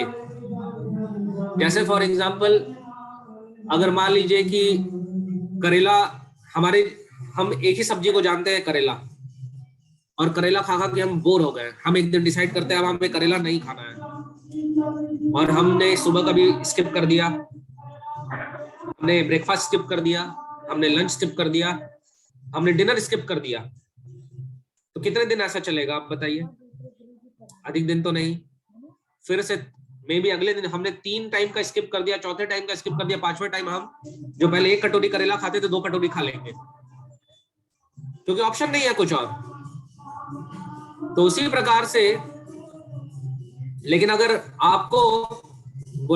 आपने बोला कि करेला खा के मैं बोर हो गया हूं, और आपने ब्रेकफास्ट में करेला खाया, अब लंच आप बोले मैं स्किप करूंगा, करेला खा के बोर हो गया हूं, और अचानक आपके सामने एक प्लेट प्रकट हो जाए कहीं से, अब सुन के ऐसा ना हो कि आप सेशन छोड़ के खाने चले जाइएगा, मैं रिस्क लेके बता रहा हूं, सुन के भूख लग सकती है बहुत लोगों को। उसमें हो पनीर बटर मसाला, उसमें हो पिज्जा, उसमें हो वेज मंचूरियन, उसमें हो टोमेटो सूप, उसमें हो श्रीखंड, उस प्लेट में हो जितना भी आपका फेवरेट डिश है, पुलाव, फ्राइड राइस, ये सारा भर के पूरा प्लेट बड़ा सा आ जाए, तो क्या आप लंच स्किप करेंगे? नहीं करेंगे। क्या आप करेला खाएंगे दोबारा? नहीं खाएंगे। So we can only forgo lower things by accepting higher things. हमारे मुट्ठी में कुछ ना कुछ तो होना चाहिए, खाली नहीं रह सकता, ये नहीं तो वो। सो अगर लोअर थिंग्स को छोड़ना है तो हायर थिंग्स को पकड़ना होगा। जो लिस्ट सारा कुछ दिया भगवान ने भगवत गीता में, उनको पकड़ना होगा। तो when we will have our mind filled with positive thoughts which will give us higher taste, then of course we will not take up to the negative thoughts. जैसे यमुनाचार्य एक आचार्य हुए और उन्होंने प्रार्थना किया, भगवान से ये बोला कि भगवान आपकी भक्ति करने में, आपका नाम जप करने में मुझे हर दिन ऐसा नया नया स्वाद का आस्वादन हो रहा है कि स्त्री संग, या स्त्री के लिए भी ये एप्लीकेबल हो सकता है, पुरुष संग का सुनते ही, क्योंकि वो सन्यासी थे इसलिए वो मैं बात कर रहा हूं, उन्होंने ऐसा कहा, तो स्त्री संग का विचार आते ही मुझे थूकने का मन करता है, बिकॉज सन्यासी के लिए बहुत स्ट्रिक्ट रूल होता है कि नहीं आना चाहिए विचार भी। So how he was able to do that? Because he was getting such wonderful taste, positive taste in chanting the holy names of the Lord. उसी तरह से हरिदास ठाकुर भगवान के भक्त हुए, चैतन्य महाप्रभु के काल के रहे हरिदास ठाकुर। उनका नामाचार्य नाम था क्योंकि वो सुबह से शाम तक भगवान के नाम का कीर्तन करते थे, जप करते थे। जब उनको डिस्टर्ब करने के लिए, उनको डिफेम करने का प्लान किया गया तो उनके पास प्रोस्टिट्यूट भेजा गया। लेकिन जब प्रोस्टिट्यूट उनके पास गई, उसका नाम लक्ष्य हीरा नाम था प्रोस्टिट्यूट का, और बहुत सुंदर थी, सबसे सुंदर। तो उसके एडवांसेस को कोई भी रिजेक्ट नहीं कर सकता था। लेकिन हरिदास ठाकुर के पास जब गई, तो क्योंकि हरिदास ठाकुर को नाम जप करने में भगवान का इतना टेस्ट आ रहा था कि उन्होंने उसको, उसमें उनकी कोई इच्छा तो थी नहीं, लेकिन करुणा थी उनके अंदर। उन्होंने बोला ये अगर मेरे पास आई है, भले ये मेरा बुरा करने आई है, लेकिन मैं इसका कल्याण करूंगा। तो 3 दिन तक वैश्य आते रही, वो प्रोस्टिट्यूट आते रही, और उसको बैठा के, उसको मना नहीं किया, उसको बैठा के ठीक है जैसे ही नाम जब पूरा होता है तो मैं आपकी इच्छा पूरी करूंगा। लेकिन वो नाम जब करते रहते थे और वो वैश्य भी शुद्ध हो गई। तो जब हम भौतिक भोजन खाते हैं तो केवल हमारा पेट भरता है, लेकिन जब हम हरिनाम खाते हैं तो हमारा भी पेट भरता है और दूसरों का भी पेट भरता है। ये आध्यात्मिक mathematics, this is spiritual mathematics. जब हम भक्ति करते हैं तो हमारा भी पेट भरता है, दूसरे का भी पेट भरता है। ये तो the answer to your very good question is कि we can only reject something when we can accept something higher. तो हमारा फोकस रिजेक्शन पे से ज्यादा एक्सेप्टेंस पे होना चाहिए। जब आप एक्सेप्टेंस में इतना एंगेज हो जाएंगे कि रिजेक्शन अपने आप ही हो जाएगा। अगर आप मान लीजिए आप च्युइंगम खा रहे हैं, च्युइंगम खाते खाते अब च्युइंगम चबाने का आदत होता है ना, हम कई बार जैसे हम कॉलेज में थे, क्रिकेट खेलते थे, तो च्युइंगम चबाते रहते तो उसमें कुछ बचा नहीं है, चबाते रहते थे। तभी कोई दोस्त आके बोलता था अबे क्या उसको तब से चबा रहा है, ये दूसरा वाला फ्लेवर ले, तुरंत उसको मुंह से थूकते थे, दूसरा फ्लेवर डाल लेते थे। लेकिन अगर जिस च्युइंगम का कभी फ्लेवर खत्म ही ना हो और फ्लेवर नया नया आते रहे तो उसको कोई क्यों थूकेगा। तो ये जो पुराना च्युइंगम है वो तब तक हम नहीं थूकेंगे, स्वाद हो चाहे नहीं हो, जब तक कि अच्छा टेस्टी च्युइंगम मुंह में ना आ जाए। तो ये च्युइंगम है हरिनाम, तो च्युइंगम चबाते रहिए और पुराना च्युइंगम थूक देंगे। Hare Krishna. Thank you so much Prabhu ji. Hare Krishna. Hare Krishna. Thank you Prabhu ji. और किसी का क्वेश्चंस है तो प्लीज अपना हैंड रेज करके पूछ सकते हैं प्रभु जी से। बहुत ही अच्छे तरीके से प्रभु जी ने बोला कि अगर आपको हायर टेस्ट मिल जाएगा तो आप ग्रेजुअली लोअर टेस्ट को छोड़ने लगेंगे, राइट। सो बहुत ही अच्छे तरीके से प्रभु जी ने बताया। किसी और का, आप में से किसी और का कुछ क्वेरीज है तो प्लीज आप पूछ सकते हैं, हैंड रेज कीजिए and then we can you can unmute yourself and then you can ask your queries. Okay, Raju Prajapati ji, आपका क्वेरी है, आप अपने आप को अनम्यूट करके पूछ सकते हैं क्वेश्चन। हरे कृष्ण प्रभु जी। हरे कृष्ण। प्रभु जी, थोड़ा सा जो शुरू में आप बताए थे कैरेक्टर एथिक्स और वर्सेस पर्सनालिटी एथिक्स, थोड़ा सा एक बार और समराइज कर दीजिए। हाँ श्योर प्रभु, श्योर प्रभु, माय प्लेजर। प्रभु जी, कैरेक्टर एथिक्स होता है कि हमारे अंदर कुछ क्वालिटीज नहीं है, सॉरी पर्सनालिटी एथिक्स होता है कि हमारे अंदर कुछ क्वालिटीज नहीं है और हम उसको बाहर से दिखाने का प्रयास कर रहे हैं केवल दूसरों का फायदा उठाने के लिए। इसको कहते हैं पर्सनालिटी एथिक्स, जो आजकल मैनेजमेंट में सिखाया जाता है। हम कैसा दिख रहे हैं, हमारा ड्रेस कैसा है, हमारा बोलने का तरीका कैसा है, हमारे स्माइल करने का तरीका ऐसा होना चाहिए, हमारे जेस्चर्स ऐसा होना चाहिए। अंदर से हमारे अंदर सारे काम क्रोध लोभ मत मत्सर से ग्रसित है, लेकिन बाहर से बहुत अच्छा दिखने का प्रयास कर रहे हैं केवल दूसरों को मैनिपुलेट करने के लिए और दूसरों को अपने उल्लू को सीधा करने के लिए यूज करने के लिए, अपना काम साधने के लिए। लेकिन कैरेक्टर एथिक्स होता है अपने अंदर वैल्यूज डेवलप, जो वैल्यूज है उसको डेवलप करना, या हमारे अंदर वैल्यूज होना जिससे हम दूसरों का कल्याण करने का प्रयास कर रहे हैं। ये डिफरेंस है। तो जब हमारे अंदर कैरेक्टर रहता है, एथिक्स रहता है, तो सोसाइटी में हर कोई प्रसन्न रहते हैं, हर कोई खुशी सुखी रहते हैं, और जो कुछ भी डीलिंग्स होता है सोसाइटी का, आपस में जो इंटर सोशल डीलिंग्स होता है, वो बेस्ड ऑन गुड कैरेक्टर होता है। तो उससे क्या होता है कि हर कोई एक दूसरे का केयर करते हैं, लव डिस्ट्रीब्यूट करते हैं, ऑनेस्ट होते हैं, फॉरगिवनेस होता है, जिससे कि समाज सुखी रहता है। लेकिन पर्सनालिटी एथिक्स में क्या होता है कि हर कोई एक दूसरे को केवल बेवकूफ बनाने का प्रयास कर रहे होते हैं, जिससे संसार दुखी हो जाता है। यस प्रभु जी। ये प्रभु जी, यस प्रभु जी।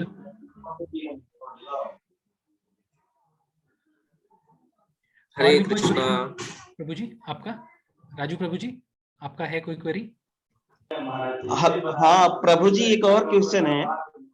यस प्रभु। ये सेंसुअल हैप्पीनेस को बढ़ाने के लिए क्या क्या किया जाना चाहिए? सेंसुअल हैप्पीनेस को बढ़ाने के लिए? हाँ। तो ओके, सो मैं जस्ट एक कुछ टर्म्स क्लियर करूंगा, मे बी उसके बाद मे बी आप अपना क्वेश्चन रिफ्रेश करेंगे, या यही अगर ओरिजिनल क्वेश्चन है तो फिर मैं इसी क्वेश्चन का आंसर दूंगा। तो सेंसुअल हैप्पीनेस बढ़ाने से हमारे लाइफ का प्रॉब्लम बढ़ता है, क्योंकि सेंसुअल मतलब इंद्रिय, जो ये जब हम अपने आप को ये शरीर समझते हैं, तो ये भौतिक इंद्रिया को ही हम समझते हैं कि यही मैं हूं और इन्हीं को सुख प्रदान करना जीवन का परम लक्ष्य है। और जितना हम इस इंद्रिय भोग को बढ़ाने का प्रयास करते हैं, उतने ही जीवन में और कठिनाइयां आते जाती हैं। जैसे हम जितना ही और अधिक अमीर बनने का प्रयास करते हैं, उतने ही दुश्मन भी खड़े हो जाते हैं, उतना ही इनसिक्योरिटी आ जाता है, उतना ही स्ट्रगल बढ़ जाता है, उतना ही हम अपने आगे चीजें फैला लेते हैं। तो सेंसुअल हैप्पीनेस से बेसिकली प्रॉब्लम्स बढ़ते हैं और स्पिरिचुअल हैप्पीनेस से आनंद बढ़ता है। तो अब आपका क्वेश्चन स्टिल यही है कि सेंसुअल हैप्पीनेस को कैसे बढ़ाया जाए, या कोई नहीं, मतलब थोड़ा सा मिस हो गया था प्रभु जी। मेरा ये कहना था, सेंसुअल हैप्पीनेस तो एक तरह से बहुत बैड होता है ना। स्पिरिचुअल हैप्पीनेस, हाँ, स्पिरिचुअल हैप्पीनेस को बढ़ाने के लिए मतलब चैंटिंग के अलावा और क्या करना होता है? हाँ, ये क्वेश्चन था मेरा, मिस हो गया। नहीं कोई बात नहीं, मैं समझ गया था। सो दैट्स व्हाई कहीं ना कहीं मेरे समझाने में कमी रह गई होगी, जिसके वजह से नहीं सर, नहीं हो पाया सही से, नॉइज यहाँ पे था इसलिए मिस हो गया। हाँ, but thank you for good question. तो प्रभु मैं इसको, तो आनंद जो है, जैसे भगवान के विषय में कहा जाता है कि आनंद रसो वैसा, आनंद की जो प्राप्ति होती है एक आत्मा के लिए, आत्मा को रस चाहिए, ठीक है। तो जब वो आत्मा को रस, और कैसा रस चाहिए, जैसे शरीर को भौतिक रस चाहिए होता है, जब हमारा बॉडी में कुछ हम खाते हैं तो हमारा जो पेट है वो डाइजेशन करता है और जो जूस एक्सट्रैक्ट करता है भोज्य पदार्थ में से, और उसके बाद डिफरेंट सेल्स में अल्टीमेटली पहुंचाता है, तो हमारे शरीर को पोषण मिलता है। तो उसी प्रकार से आत्मा का पोषण जो है, वो जो रस है आत्मा का, वो भगवान के साथ डीलिंग्स का रस है और भगवान के भक्तों के साथ डीलिंग्स का रस है। तो बेसिक ब्रॉड लेवल पे जो फर्स्ट रूल होना चाहिए, having maximum association of devotees. अब डिवोटी का पहचान क्या है? डिवोटी का पहचान क्या है कि जब भी वो मुंह खोलेंगे तो भगवान से संबंधित बातों को कहेंगे, और जब भी वो कार्य करेंगे तो भगवान से संबंधित कार्यों को करेंगे। ये एक बेसिक लेवल पे डिवोटीज की पहचान है। और ऑफ कोर्स परंपरा में होने चाहिए, जैसे हमारा ब्रह्म मध्य वैगौड़ संप्रदाय परंपरा है, जैसे इस्कॉन से कनेक्टेड डिवोटीज हुए या शीश संप्रदाय से, that those are details. The basic level पे डिवोटीज के साथ और भगवान के साथ डीलिंग्स।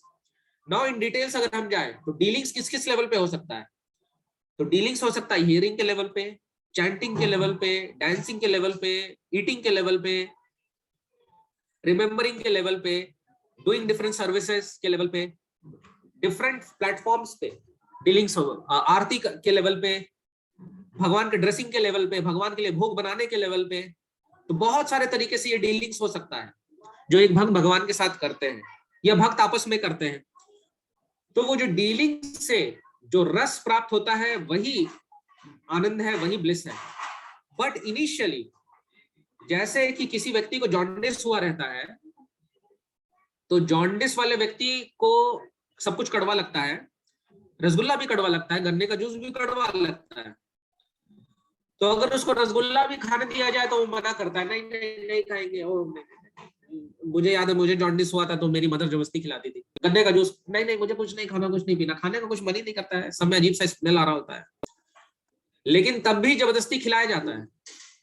और पहले रस नहीं आता है, पहले तो कड़वा लगता है, लेकिन खिलाते खिलाते धीरे धीरे जैसे शुद्ध होते जाते तो रस आना शुरू होता है, ब्लिस आना शुरू होता है। तो initially when we are performing devotional service, mostly we do it on the level of intelligence कि यही बीमारी का इलाज है, यही दवाई है, इसी को खाने से बीमारी ठीक होगी। एंड ग्रेजुअली जब हम इस प्रकार से जो अलग अलग डिवोशनल एस्पेक्ट है, श्रवणम कीर्तनम विष्णु स्मरणम पाद सेवनम अर्चनम वंदनम दास्यम साक्ष्यम आत्म निवेदनम, ये जो नवविधा भक्ति है, श्रवण करना, बोलना, स्मरण करना, आरती उतारना, भगवान की सेवा करना अलग अलग तरीके की, भगवान को अपना मित्र मानना, भगवान को अपना सब कुछ अर्पित करना, जो कि लास्ट स्टेज है। तो जब हम इसमें एंगेज होते हैं मोस्टली इनिशियली श्रवण और कीर्तन और स्मरण के माध्यम से, तो फिर धीरे धीरे हमको टेस्ट आना शुरू होता है, तब हमको वो रस, वो आनंद की प्राप्ति होती है। तो अभी इनिशियली क्या है कि हमारे लाइफ में खिचड़ी चाहिए, हमको खिचड़ी चाहिए मीन्स कि थोड़ा सा चैंटिंग, थोड़ा सा हियरिंग, थोड़ा सा रीडिंग, भक्तों का संग, अलग सेवाएं, टेंपल में चले गए, क्लीनिंग कर रहे हैं, प्रसादम डिस्ट्रीब्यूशन कर रहे हैं नियरेस्ट इस्कॉन टेंपल में, और प्रसाद पा रहे हैं, नाच रहे हैं, कीर्तन कर रहे हैं, करताल बजा रहे हैं, भगवान को प्रणाम कर रहे हैं। तो ये सब सारा जो है खिचड़ी, जैसे जो तपस्वी होते हैं वो एक ही आइटम खा खा के जी सकते हैं, लेकिन हम क्योंकि उतने हाई लेवल के डिवोटी नहीं है कि हम एक ही एक्टिविटी को, जैसे हरिदास ठाकुर दिन से रात तक 192 राउंड्स करते थे, हम नहीं कर सकते। तो किसी फैसिलिटेटर या काउंसलर के गाइडेंस में हमको अपने प्लेट की खिचड़ी को तय करना चाहिए कि कितना शिमला मिर्च होगा, कितना गाजर होगा, कितना मटर होगा, कितना फूल गोभी होगा, कितना घी होगा, कितना अचार होगा, कितना पापड़ होगा। तो डिसाइड करना चाहिए चैंटिंग कितना करना है, बुक रीडिंग कितना करना है।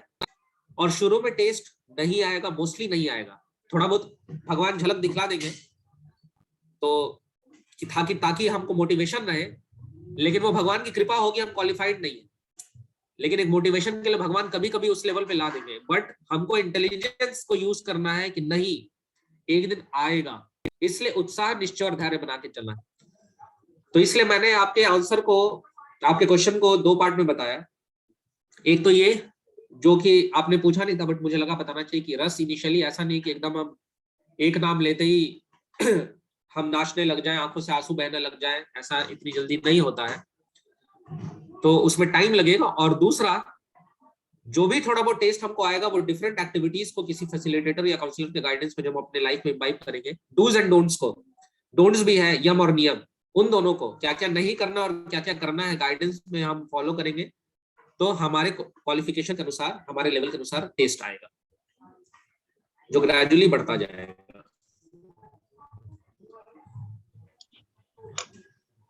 हरे कृष्णा प्रभु जी, धन्यवाद Prabhu ji. Thank you Prabhu ji for sharing your thoughts on this. तो जैसा प्रभु जी ने बताया कि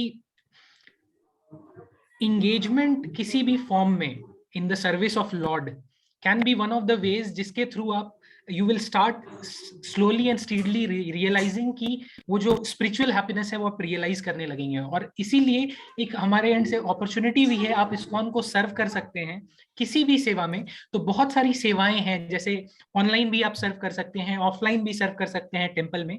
तो उसके लिए हमने एक गूगल फॉर्म ऑलरेडी शेयर किया है जिसमें ऑलरेडी 12-13 प्रकार की सेवाएं हैं जहां पे वी नीड योर हेल्प। ठीक है, जैसे कुछ सेवाएं के बारे में बताऊं तो जैसे पीपीटी क्रिएशन हो गया, सोशल मीडिया हैंडलिंग हो गया, ठीक है, और कीर्तन सेवा हो गया, ड्रामा सेवा हो गया। ठीक है, तो ऐसे 12-13 सेवाएं हैं जो कि हम लोगों ने लिस्ट डाउन किया है। And we need people who are interested to serve the lord. तो आप में से जिन लोगों ने उस फॉर्म को नहीं भरा है और आप चाहते हैं कि किसी भी तरीके से आप लॉर्ड को सर्व कर पाए, तो आप वो फिल कर सकते हैं, और जिन्होंने ऑलरेडी फिल किया है उन्हें वापस फिल करने की जरूरत नहीं है। Moving to next question, Jitendra Shrivastava ji, Prabhu ji से बोलूंगा कि आप प्लीज अपने आप को अनम्यूट करें और आप अपना क्वेश्चन पूछें प्लीज। हरे कृष्णा प्रभु जी। हरे कृष्णा प्रभु। मैंने आपका पूरा बहुत अच्छा मुझे लगा आपने जो बताया, पर उससे मुझे कुछ जिज्ञासाएं पैदा हुई हैं जिसका मैं चाहता हूं कि आप शायद शमन कर पाएं। तो मुझे ये बताएं कि जैसे श्रीमद् भगवद गीता में भगवान ने अर्जुन को सबसे पहले जो कर्म उसका है उसको करने के लिए शिक्षा दी कि तुम्हारा जो कर्म है वो तुम करो। अब भगवान की शरणागति के अंदर ये तो निश्चित बात है कि भगवान की शरणागति में जो आनंद प्राप्त होने लगता है, जैसे जब आपने बताया कि जब आप सर्विस में थे और उस समय की जो टेंशन्स थी और उस तरह की वो चीजें थी, फिर आपने भगवत गीता को पढ़ा और आपने उन टेंशन्स को एकदम से स्विच ओवर कर दिया, बजाय इसके कि उसको कोप अप करने के आपने उसको छोड़ा और आपने ISKCON ज्वाइन कर लिया। अगर हम सभी लोग उस स्पिरिचुअल आनंद को पाने के लिए दुनियादारी छोड़ देंगे, अपने कर्म को, आप वो वाला रास्ता बताइए जिसमें आप उस सर्विस को भी करते रहते और दुनिया को गाइडेंस भी देते रहते, क्योंकि आप एक आइकॉन हैं। और उसमें काफी लोग ISKCON पे ये आरोप भी लगाते हैं कि बीटेक और एमटेक बच्चे जो है ना अपना वो छोड़कर और इसमें आ जाते हैं। तो जो कि अच्छी बात नहीं, क्योंकि भगवान का जो ये मिशन है ना, जो चैतन्य महाप्रभु का मिशन है, ये बहुत बड़ा है। और श्रीमद् भगवद गीता में भगवान ने 4 संप्रदाय जो बताए हैं, वर्ण बताए हैं, उन सबका पूरी दुनिया में हमेशा चलना भी बहुत जरूरी है। सभी लोग स्पिरिचुअल नहीं हो सकते, और आजकल जिस तरह से बांग्लादेश के अंदर वो सब चीजें हुई हैं, उससे हमें ये क्षत्रिय धर्म को भी के ऊपर भी ध्यान देने की जरूरत है। तो इस बारे में आप क्या कहेंगे, क्या सॉल्यूशन निकाल सकते हैं इसके अंदर? आपको बहुत रिलेवेंट क्वेश्चन है, बहुत ही अच्छा क्वेश्चन है, और इसको थोड़ा सा मैंने कहा था, मैंने इस बात के लिए इनकरेज भी किया था कि मतलब जरूरी नहीं है कि हम अपने पोजीशन को चेंज करें, but at the same time भगवान भगवत गीता में बताते हैं गुण कर्म विभागशः। जैसे वैदिक कल्चर में भी गुरुकुल में मोस्टली सब लोग गुरुकुल में जाते थे 5 साल की उम्र में, तो 25 साल तक लगभग वो गुरुकुल में शिक्षा प्राप्त करते थे, और उसमें फिर शिक्षा प्राप्त करने के बाद उनको ब्रह्मचारी कहते थे। कई लोग फिर गृहस्थ आश्रम में जाते थे, and there was no restriction, उनको भी मतलब कोई उसमें ऐसा नहीं कि उनको कुछ कहा जाता था आप क्यों जा रहे हो ये वो, बिकॉज गृहस्थ आश्रम में जा रहे हैं। जैसे आपने वर्णाश्रम की बात की बहुत अच्छी, कि वर्ण और आश्रम, वो तो आश्रम का अर्थ होता है आश्रय। तो आश्रय मतलब जहां पे जिस भी लाइफस्टाइल में हम भगवान का आश्रय ले रहे हैं वो आश्रम है। सो गृहस्थ आश्रम इज ऑल्सो इक्वली गुड। लेकिन कुछ जो होते थे, तो ब्रह्मचारी के 2 प्रकार होते थे, उपकुर्वन ब्रह्मचारी और नैष्ठिक ब्रह्मचारी।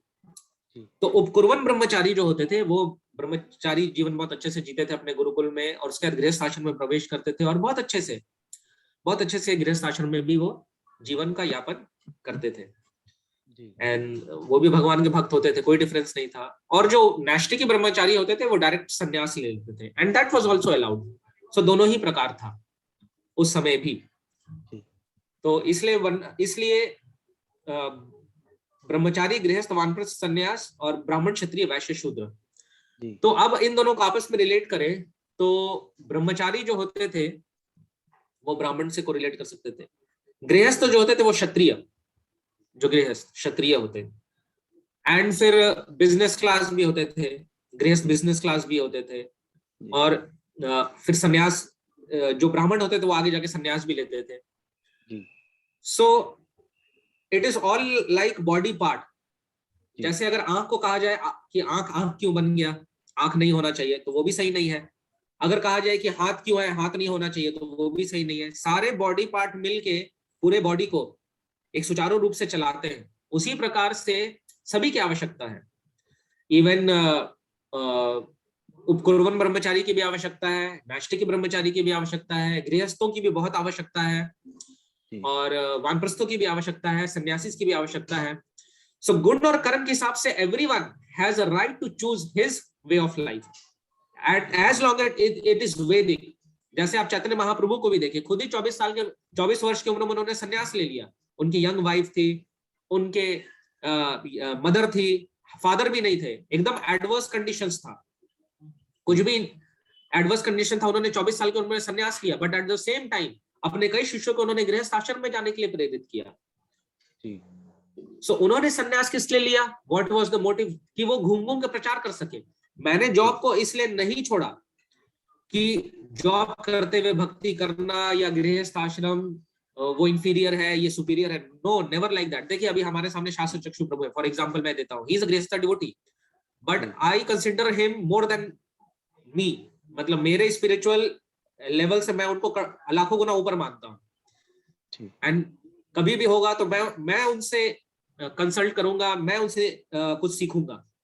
ही is such a wonderful grihastha devotee.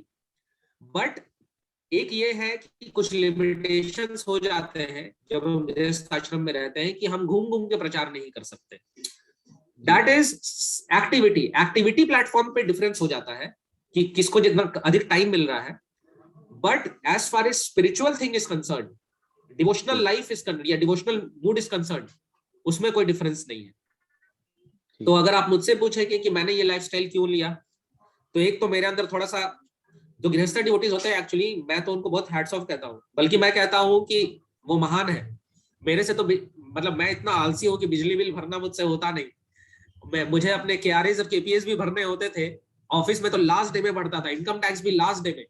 तो आप समझ लीजिए कि मेरे अंदर वो इंक्लिनेशन नहीं है कि मैं, या मेरे अंदर वो स्ट्रेंथ नहीं था मैं उन सारी चीजों को साथ लेके चल सकूं। लेकिन जो स्ट्रेंथ वाले डिवोटी होते हैं, जो मजबूत डिवोटी होते हैं, जैसे हमारे शास्त्र चक्षु प्रभु हैं, वो गृहस्थ आश्रम में रहते हैं। लेकिन हमारे जैसे जो कमजोर होते हैं, जो ICU में भर्ती होने वाले होते हैं, जैसे कोई नॉर्मल पेशेंट होता है ना, डॉक्टर के पास गया, दवाई खा के आ गया, लेकिन जो पूरे तरह से बीमार रहता है उसको बाहर नहीं छोड़ा जाता, उसको ICU में डाल दिया जाता है। तो समझिए कि हमने अपने आप को ICU में डाल दिया है। लेकिन आप लोग जैसे जो भक्त हैं, जो गृहस्थ डिवोटीज हैं, they are really strong devotees and I really pay obeisances to them and hats off to them. अगर कोई कर सकता है तो दैट इज बेस्ट, बल्कि मैं कहूंगा। क्योंकि क्या होता है, देखिए हमारे गृहस्थ डिवोटीज की वजह से हमें कॉलेज ऑफिस में सेमिनार करने का मौका मिलता है, क्योंकि वही अरेंज करते हैं। हमारे गृहस्थ डिवोटीज की वजह से बाकी तीनों आश्रम को, जो पालने वाला आश्रम है वो गृहस्थ आश्रम ही है। बाकी आश्रम तो अर्न नहीं करते, ब्रह्मचारी अर्न नहीं करते, वानप्रस्थ अर्न नहीं करते, सन्यासी अर्न नहीं करते। So they have lots of responsibilities on their shoulder and they are doing that. So ये तो अगर कोई हो सकता है तो बहुत अच्छा है, लेकिन अगर मुझसे पूछेंगे तो मैं उतना स्ट्रांग नहीं था, इसलिए मैंने इसको चूज किया। एक तो अपने आप को सेफगार्ड करने के लिए, और दूसरा थोड़ा प्रीचिंग के लिए, और ज्यादा हम फ्रीडम हो जाता है कि हम जगह जगह जाके कर सकते हैं। सो आपका थॉट बिल्कुल सही है कि सभी की आवश्यकता है, और कोई भी ऐसा नहीं है कि कम है, सभी का जरूरत है। सोसाइटी में गृहस्थ डिवोटीज का भी बहुत जरूरत है, और जो कर पा रहे हैं उसको मैं तो उनको नमन करता हूँ, और उनसे सीखने के लिए बहुत कुछ है। नहीं प्रभु जी, मुझे मेरा एक इसमें कंसर्न, एक छुपा हुआ क्वेश्चन इसके अंदर ये था कि जिस समय भगवान श्री कृष्ण मतलब अपने अवतारी रूप में थे, उस समय क्या होता था कि जितने भी राक्षस होते थे उनका संहार किया जाता था और भगवान करते थे, या उस समय जो ऋषि होते थे जो स्पिरिचुअल इंक्लिनेशन में होते थे और लोगों को इस पे प्रीचिंग भी करते थे, पर उनके पास एक ऐसी शक्ति भी होती थी कि अगर समय पड़ने पर वो शाप के द्वारा, या वो अर्जुन जैसे धनुर्धर भी पैदा करते थे, उनको शिक्षा देते थे। द्रोण ने जैसे द्रोणाचार्य ने शिक्षा दी, अब हम आ जाते हैं कलयुग के ऊपर, जब चैतन्य महाप्रभु ने इस मिशन को शुरू किया। पर चैतन्य महाप्रभु ने इतने करुणावान होने के बाद भी जब मथाई और उनके ऊपर वो आई तो उन्होंने भी सुदर्शन चक्र धारण कर लिया था। यहाँ मेरा मोटिव ये है कि आजकल का जो जिस तरह का सिनेरियो चल रहा है, खासतौर पे जो सनातन धर्म के ऊपर इधर ईसाइयत वार कर रही है, इधर क्या नाम इस्लाम वार कर रहा है, और वो बिल्कुल वेल प्लान्ड है, हम लोग वेल प्लान्ड नहीं है। तो उस स्थिति के अंदर जो हमारी शक्तियां हैं उनको हमें मतलब समेटने की भी जरूरत है। और जो श्रीमद् भगवद गीता में भगवान ने अर्जुन को युद्ध करने के लिए प्रेरित किया कि इस समय युद्ध ही क्या नाम आपका धर्म है। अहिंसा परमो धर्मा का जो दूसरा वाक्य है कि उसपे धर्म की रक्षा के लिए युद्ध भी जरूरी है। तो मेरा सिर्फ इतना सा मोटिव है कि अब जो है ना थोड़ी सी भगवद गीता की प्रीचिंग को ना और इंटेंस करके वो जो क्षत्रिय गुण है जो हर इंसान के अंदर होता है, चाहे धर्म की रक्षा के लिए ही अपने आप को मिटाना हो या धर्म की रक्षा के लिए और लोगों को, जैसे और लोग हिंदुओं को प्रीच करके और अपने धर्म में शामिल कर लेते हैं, तो हमारे पास भी कोई स्ट्रेटेजी ऐसी होनी चाहिए कि हमारे धर्म में तो ऑलरेडी क्या नाम इतने अच्छे गुण हैं, ऑलरेडी भगवान ने और ऋषियों की इतनी कृपा है, तो हमें कुछ ऐसा एक सिलेबस या एक ऐसा एक कैरिकुलम तैयार करना चाहिए कि जिसको सुन के जो है जो लोग नकारात्मक उसमें रखते हैं वो लोग, अब हम जैसे मौलवी के लोग क्या नाम छोटे छोटे बच्चों के ब्रेन वॉश कर रहे हैं, हमारे पास ऐसा कोई वो है ही नहीं कि मतलब जिसमें हम करुणा भी सिखाएं और क्षत्रिय धर्म भी सिखाएं। ये मेरा सिर्फ कंसर्न था, क्योंकि आज के युग के हिसाब से आपका कंसर्न शिला प्रभुपाद भी इको करते हैं। शिला प्रभुपाद कहते थे वैष्णविज्म डजंट मीन कॉवर्ड होना जी, तो या कमजोर होना। इवन मायापुर में शिला प्रभुपाद ने भक्तों को कहा कि आप गन रखिए, जी, अगर कोई मुस्लिम अटैक करते हैं तो आप गोली चला सकते हैं। जी। और 6 प्रकार के आतताइयों को तो मारने का अधिकार है। कोई घर पे आग लगा दे, कोई धन लूट के ले जाए, कोई जहर दे दे, कोई अगर हथियार से मारने आए, कोई किसी स्त्री को किडनैप कर ले घर के। तो बिल्कुल आप सही कह रहे हैं। इसलिए शिला प्रभुपाद वर्णाश्रम की स्थापना चाहते थे कि वापस वर्णाश्रम को रिवाइव किया जाए, because everybody will not be able to fight, because हर के अंदर क्षत्रिय स्पिरिट नहीं होता, but at least those who have kshatriya spirit we have to nurture them, nourish them. तो इसलिए मायापुर का भी जो गुरुकुल है उसमें आप देखिए वहां पे मार्शल आर्ट सिखाते हैं, तीरंदाजी सिखाते हैं, बहुत सारे ऐसे सिखाते हैं जी। और अभी जो सारी घटनाएं हुई है, seeing the need of the hour, ISKCON में भी धीरे धीरे ये बात अभी फोरम्स में जो डिस्कशन होता है, मीटिंग्स में होता है कि now we have to start kshatriya training. जी। हाँ, तो ठीक है, शास्त्र तो है लेकिन शस्त्र भी जरूरी पड़ता है। और शिला प्रभुपाद ने कहा था, किसी ने कहा था अरे आपके भक्त क्या केवल हरे कृष्णा कहते रहते हैं, तो शिला प्रभुपाद ने कहा था कि वैष्णव जब फाइट करते हैं तो फिर अर्जुन भी बन जाते हैं। So one day you will see the power of Vaishnavas. तो आपका जो कंसर्न है उसको टेकअप किया जा रहा है इस्कॉन में, बिकॉज जो आपका कंसर्न है बिल्कुल सही कंसर्न है, इसमें कोई दो राय नहीं है। That's why it is being taken very seriously in ISKCON right now. और उसमें हर कोई जो भी अपने तरीके से कंट्रीब्यूट करना चाहे कंट्रीब्यूट कर सकते हैं जी। ये है। ठीक है प्रभु जी, बहुत बहुत धन्यवाद। हरे कृष्ण। थैंक यू जितेंद्र श्रीवास्तव प्रभु जी, आपने बहुत ही अच्छे क्वेश्चंस पूछे। और थैंक यू राजगौर प्रभु जी, आपका भी बहुत ही अच्छे से आपने उस चीज को एक्सप्लेन किया। तो now we have come to the end of this session. यहाँ पे अब हम इस सेशन को विराम देंगे, लेकिन आज के सेशन में हमने काफी सारी बातें समझी हैं, राइट। प्रभु जी ने आज का जो लेक्चर चालू किया था वो चालू किया था कि कैरेक्टर और पर्सनालिटी एथिक्स के बीच में क्या डिफरेंस है, राइट। उन्होंने फिर 7 हैबिट्स ऑफ इफेक्टिव पीपल जो कि स्टीवन कोवे ने लिखा है उसके बारे में भी चर्चा की। उन्होंने बताया कि हैंड गेस्चर्स की भी ट्रेनिंग होती है। अगर हम इस तरीके से किसी को बोलें और इस तरीके से किसी को बोलें तो कितना जमीन आसमान का फर्क पड़ जाता है, राइट। उन्होंने ये भी बताया आज के सेशन में कि almost everything is need driven, सारी चीजें नीड ड्रिवन है। और उन्होंने एक बहुत ही मतलब, and there are very few things which is love driven, ठीक है, even parents do abortion for their children, right. तो ये एग्जांपल प्रभु जी ने बताया। फिर उन्होंने अपने लाइफ के बारे में काफी सारी चीजें बताई कि ऑफिस पॉलिटिक्स एंड सारी चीजें सब कुछ होने के बावजूद भी क्यों वो शिफ्ट किए, how he got into ISKCON, right. और फिर प्रभु जी ने एक जो बहुत महत्वपूर्ण बात बताई कि मेन अंडरस्टैंडिंग जो हमारी है, हम यही नहीं समझ पाते कि we are soul, we are not body. वो एक फ्लिपिंग पर्सपेक्टिव है जो कि हमें समझना बहुत जरूरी है कि हम लोग को अगर सोल की तरह अपने आप को ट्रीट करने लगे तो बहुत सारे मटेरियलिस्टिक और बॉडीली सेंसेस को, सेंसुअल प्लेजर्स को हम लोग ऐसे ही त्याग कर देंगे विथ टाइम, राइट। उन्होंने दो तरह के हैप्पीनेस के बारे में बताया प्रभु जी ने, एक सेंसुअल हैप्पीनेस जो कि बॉडीली हैप्पीनेस होता है, उसके बारे में प्रभु जी ने बताया, जिसे कि उन्होंने फ्लिकरिंग हैप्पीनेस का भी नाम दिया कि ये फ्लिकरिंग है, आप थोड़ी देर के लिए उसको सेटिस्फाई कर सकते हैं और लॉन्ग टर्म में ये पेन देने वाला है, right. And then he also talked about spiritual happiness, जो कि एक्चुअली आपको ब्लिसफुल स्टेट में लेके जाएगा। कैसे स्पिरिचुअल हैप्पीनेस प्रैक्टिस कर सकते हैं, बाय ABCDE फॉर्मूला भी प्रभु जी ने उसको रीट्रेट किया, वापस से बताया कि association of devotees, book reading, chanting हो गया, डाइट हो गया, right, and engagement in different sevas. उसके बाद प्रभु जी ने डिवाइन नेचर एंड क्वालिटीज बताई, राइट। तो उन्होंने महात्मा गांधी जी का एक बहुत ही अच्छा एग्जांपल दिया कि जहां पे कि basically what we think, what we do and what we say, ये तीनों चीज पैरेलल होनी चाहिए, ठीक है। जैसे महात्मा गांधी जी ने शुगर किसी को मना तब तक नहीं किया जब उन्होंने खुद नहीं छोड़ा उस चीज को, राइट। तो इसके बारे में भी प्रभु जी ने बताया। तो काफी फ्रूटफुल सेशन था आज का, बहुत ही सारी लर्निंग्स हमारी रही। हम यही चाहेंगे कि कैसे हम लोग और अच्छे तरीके से कृष्णा कॉन्शियसनेस को प्रैक्टिस करें। आप सभी लोगों से रिक्वेस्ट है, जो भी लोग मंत्रा मेडिटेशन के मॉर्निंग सेशंस में नहीं आ रहे हैं, प्लीज ज्वाइन कीजिए। आपको विथ टाइम खुद पता चलेगा कि जो ब्लिसफुलनेस और वो जो हैप्पीनेस हम लोग सीख कर रहे हैं, शायद वो चीज आप खुद रियलाइज कर पाएंगे, right. So before we end this session, we will like to thank His Grace Rasraj Gaur Prabhu ji for his time and for wonderful session by chanting the Hare Krishna Mahamantra. Let's chant it together. Hare Krishna, Krishna Hare Krishna, Krishna Krishna, Hare Hare, Hare Hare Ram, Rama, Hare Ram, Ram Ram Ram, Ram, Hare Hare, Hare Krishna. Thank you very much आप सभी लोगों का, जो भी लोग join किए इस session को। आपका भी टाइम प्रेशियस है, आपने 2 घंटे अपने दिए। So thank you all the devotees who have joined this session.